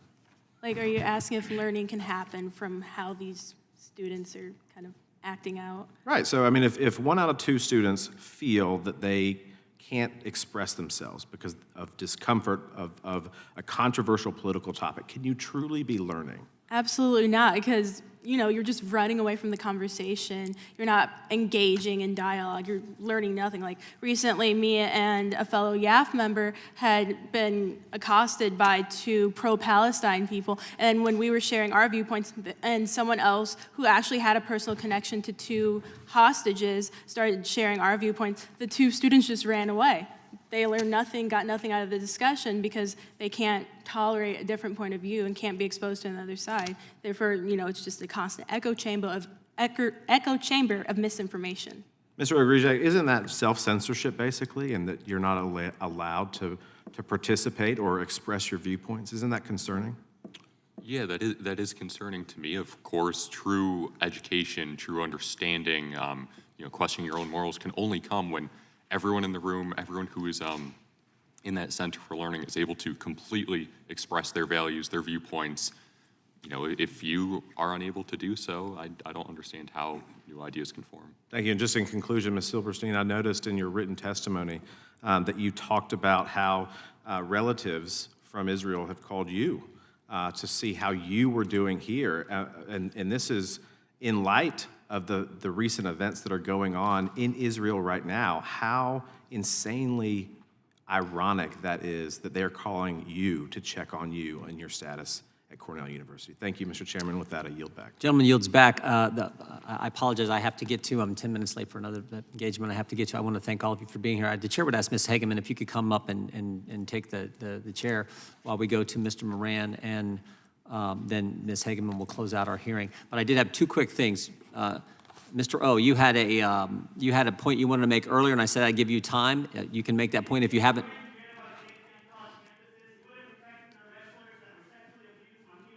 Committee will be in order if we get the Capitol. You decided to not wait for the police. So if you wanted to do that real quickly, and then I did have a question for Mr. Marcus. Of course, yeah, I just wanted to touch on Representative Roy's question regarding application of DEI offices and why they may not be so effective. I mean, of course, my biggest problem with these offices is the I in DEI, inclusion. Of course, I think it's a pretty safe assumption that everyone here wants the inclusion of all viewpoints. However, I don't understand how such offices can pretend to facilitate that when it's so unequally applied. When we hosted Alan West on our campus, he came to speak about race, and this was heavily protested, especially by members of this office. The university itself and their Distinguished Speaker Series, which is pretty well known in the Buffalo area, was able to host Nicole Hannah-Jones, who is the founder of the 1619 Project. These speakers each came to talk about race. They each have large followings, but the response to them was vastly different. Yep. You know, if DEI offices were committed to handling these topics equally, I fail to see why there was this discrepancy. So one of the things I've just recently learned about, you made me think of it, you know, I know on campuses we had these safe spaces, we have free speech and all this stuff that doesn't mean, it seems to me the free speech zone should be everywhere. It's called the First Amendment. But we have these things. But I learned about this issue called no contact orders. Have any of the three of you students experienced that dynamic on campus where someone says they don't like your point of view, they report to the DEI officer, someone in the campus in authority, and then there's an order that you're not allowed to have contact with another student because that student is somehow offended by what you believe or what you may have said. Have any of you had any experience with that? I personally have not had any experience with that. No. Okay. I also have personally not experienced that. Okay. I have not either. That's good to hear. Maybe it's not very prevalent, which would be a good thing. Mr. Marcus, in your opening statement, you talked about 4 things you thought should happen that you were suggesting the committee do. If you could just, and I just wrote down 1 to 4, but I didn't get those. If you could just recite those for me again, that'd be great. Certainly, Mr. Chairman. I suggested that Congress could provide the Education Department with tools to address violations of the freedom of speech, similar to the way in which it handles violations of the right to be free of discrimination. Okay. Second, that there could be a special advisor or coordinator for free speech within the Department of Education reporting to the Secretary. Third, promoting free speech, promoting the First Amendment, not the Disinformation Governance Board that the Obama or the Biden administration tried to set up that would limit speech. Is that right? That's right, Mr. Chairman. Got it. If free speech is addressed, if at all, by the Office of General Counsel, by the Office for Civil Rights, there are implications of work done by the Office of Post-Secondary Education and other components, but there is no institutional repository of knowledge on how it is that free speech can be protected. Okay. Third, I suggested that the Anti-Semitism Awareness Act would provide important tools for the Education Department. And I believe the fourth one is that there could be a check on whether the Biden administration is indeed planning to issue the promised regulations implementing the Trump Executive Order 13899 next month as promised in the OIRA Unified Agenda and Regulatory Plan, but for which there's been no talk in that's something that's current that we need to pressing right now. I want to thank all of our witnesses, particularly our students, Ms. Silverstein, especially you and what you've had to endure. But thank you all for being here. The chair now recognizes the gentleman from Texas for 5 minutes. Thank you, Mr. Chairman. I would like to address in the context of this hearing my concerns about diversity, equity, and inclusion offices on campuses in particular. We've heard some of that today, but I noticed a trend that's very disturbing to me, and then I want to come to some of the students and ask you about your experiences on campus as well. But it seems to me that staff at diversity, equity, and inclusion departments on many college campuses today are noticeably anti-Semitic and go about their work in a manner contrary to the stated intent of treating all with equality or equity.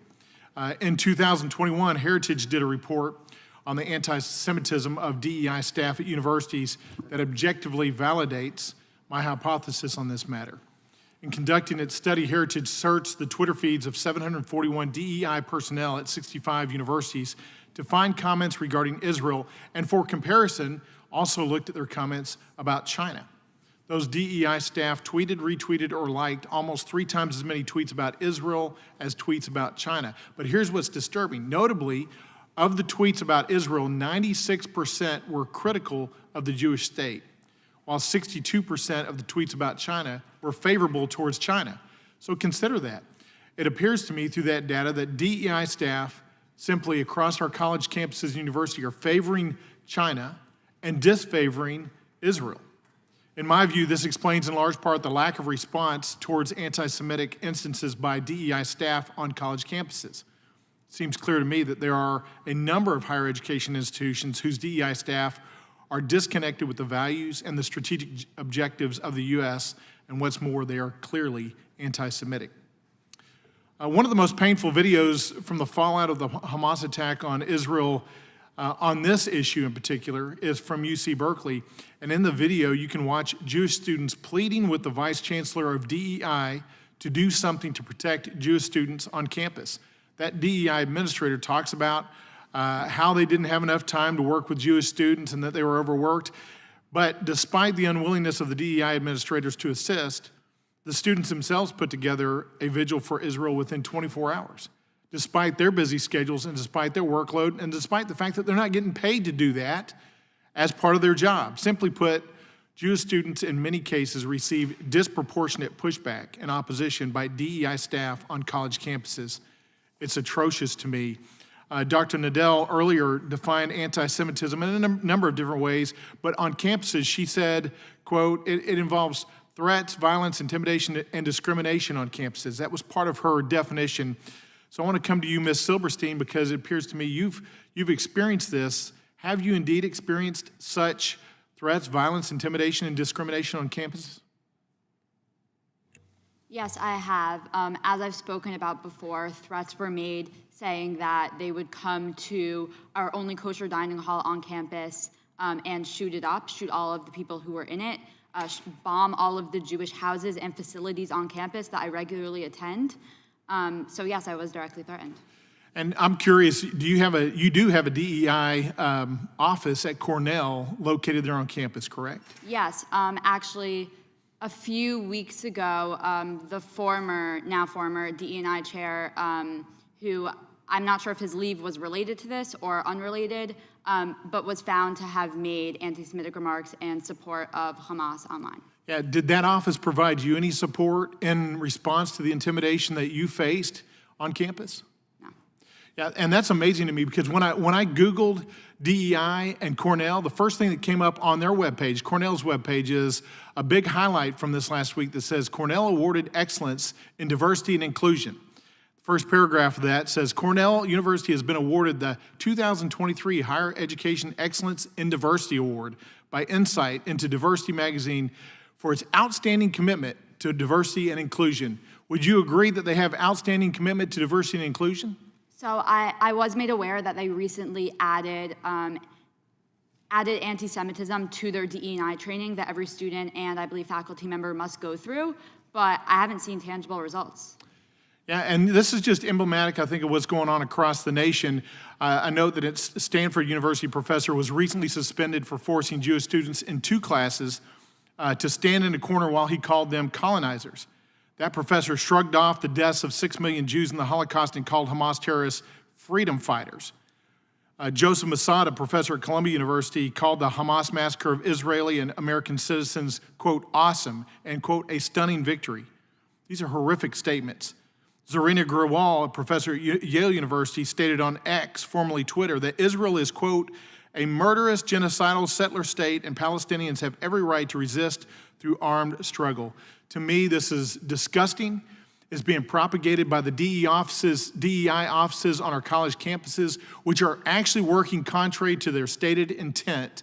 And with that, Mr. Speaker, I yield back in disgust. Thank you. The chair now recognizes herself for 5 minutes. Giving more money to the Federal Department of Education isn't the answer. It never has been, and it never will be. In fact, it's the Federal Department of Education that's largely responsible for the free speech crisis that we're seeing on our campuses, both in grade school, high school, and college. What do I mean by that? The testimony that you've provided today has been very enlightening, very fascinating, very disturbing. And we must identify what the real cancer is here so that we can actually at some point start addressing it. And it is our Federal Department of Education. Now, don't get me wrong. I come from a long line of educators. My grandmother, my mother, my sisters, my aunts, great aunts, sister-in-laws. I am a product of public education in the state of Wyoming. But they used to focus on that, education, not indoctrination. And I have watched with absolute horror, especially as a constitutional attorney, over the last 10 years or so, as those on the left being unable to defend their noxious ideas in the free speech marketplace are now working overtime to prevent us from speaking at all. They are the fascists. They are the ones that are preventing our students from engaging in the free marketplace of ideas. So forgive me if I don't necessarily believe you when you talk about wanting to fight for free speech on campus when I watch university after university after university, and people just like you go in and say, yeah, we believe in free speech, but we don't necessarily agree with what these young people have to say. So we don't know that they should be allowed to bring their speakers to campus the way that others should. We spent an awful lot of time talking about what happened over the last 30 days and what happened on October 7th. And it's definitely at the forefront of our minds. But the very purpose of this hearing was to talk about the importance of free speech on campus and how it has been squelched, how our campuses have been preventing people from engaging in that free marketplace of ideas. Ms. Jordan, I'd like to talk to you for a moment. I very much appreciate your experience and what you've described. You are some very brave young people, very brave young people, much braver than the people who were sitting in the back of the room with their faces covered.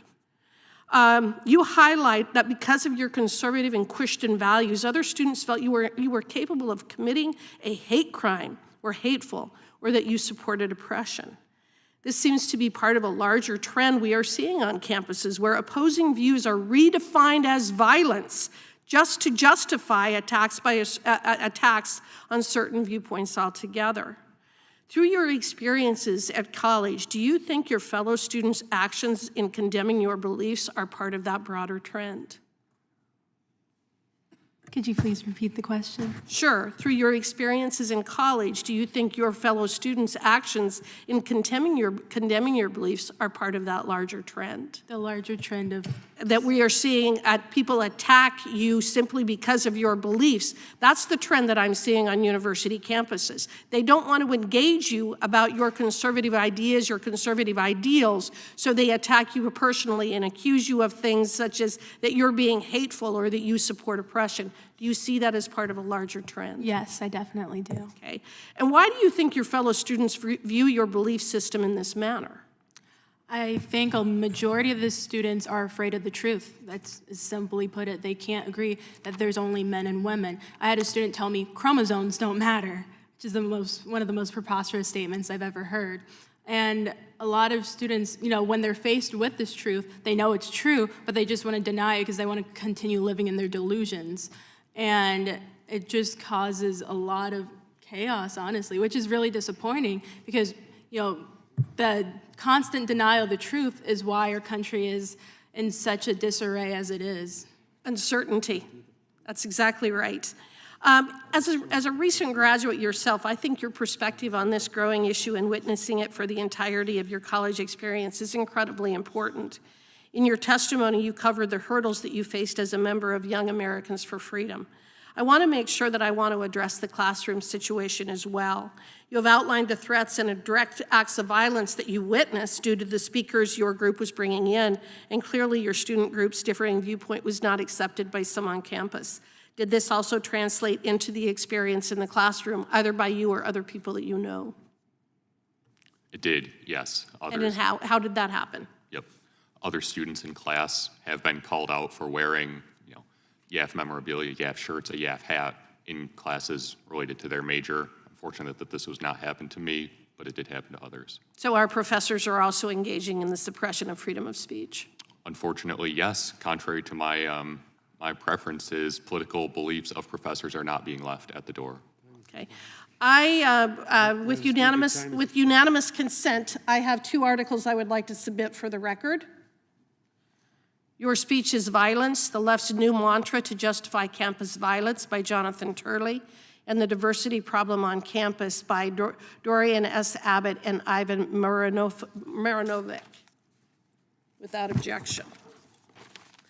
That concludes today's hearing, and we thank our witnesses for appearing before the committee today.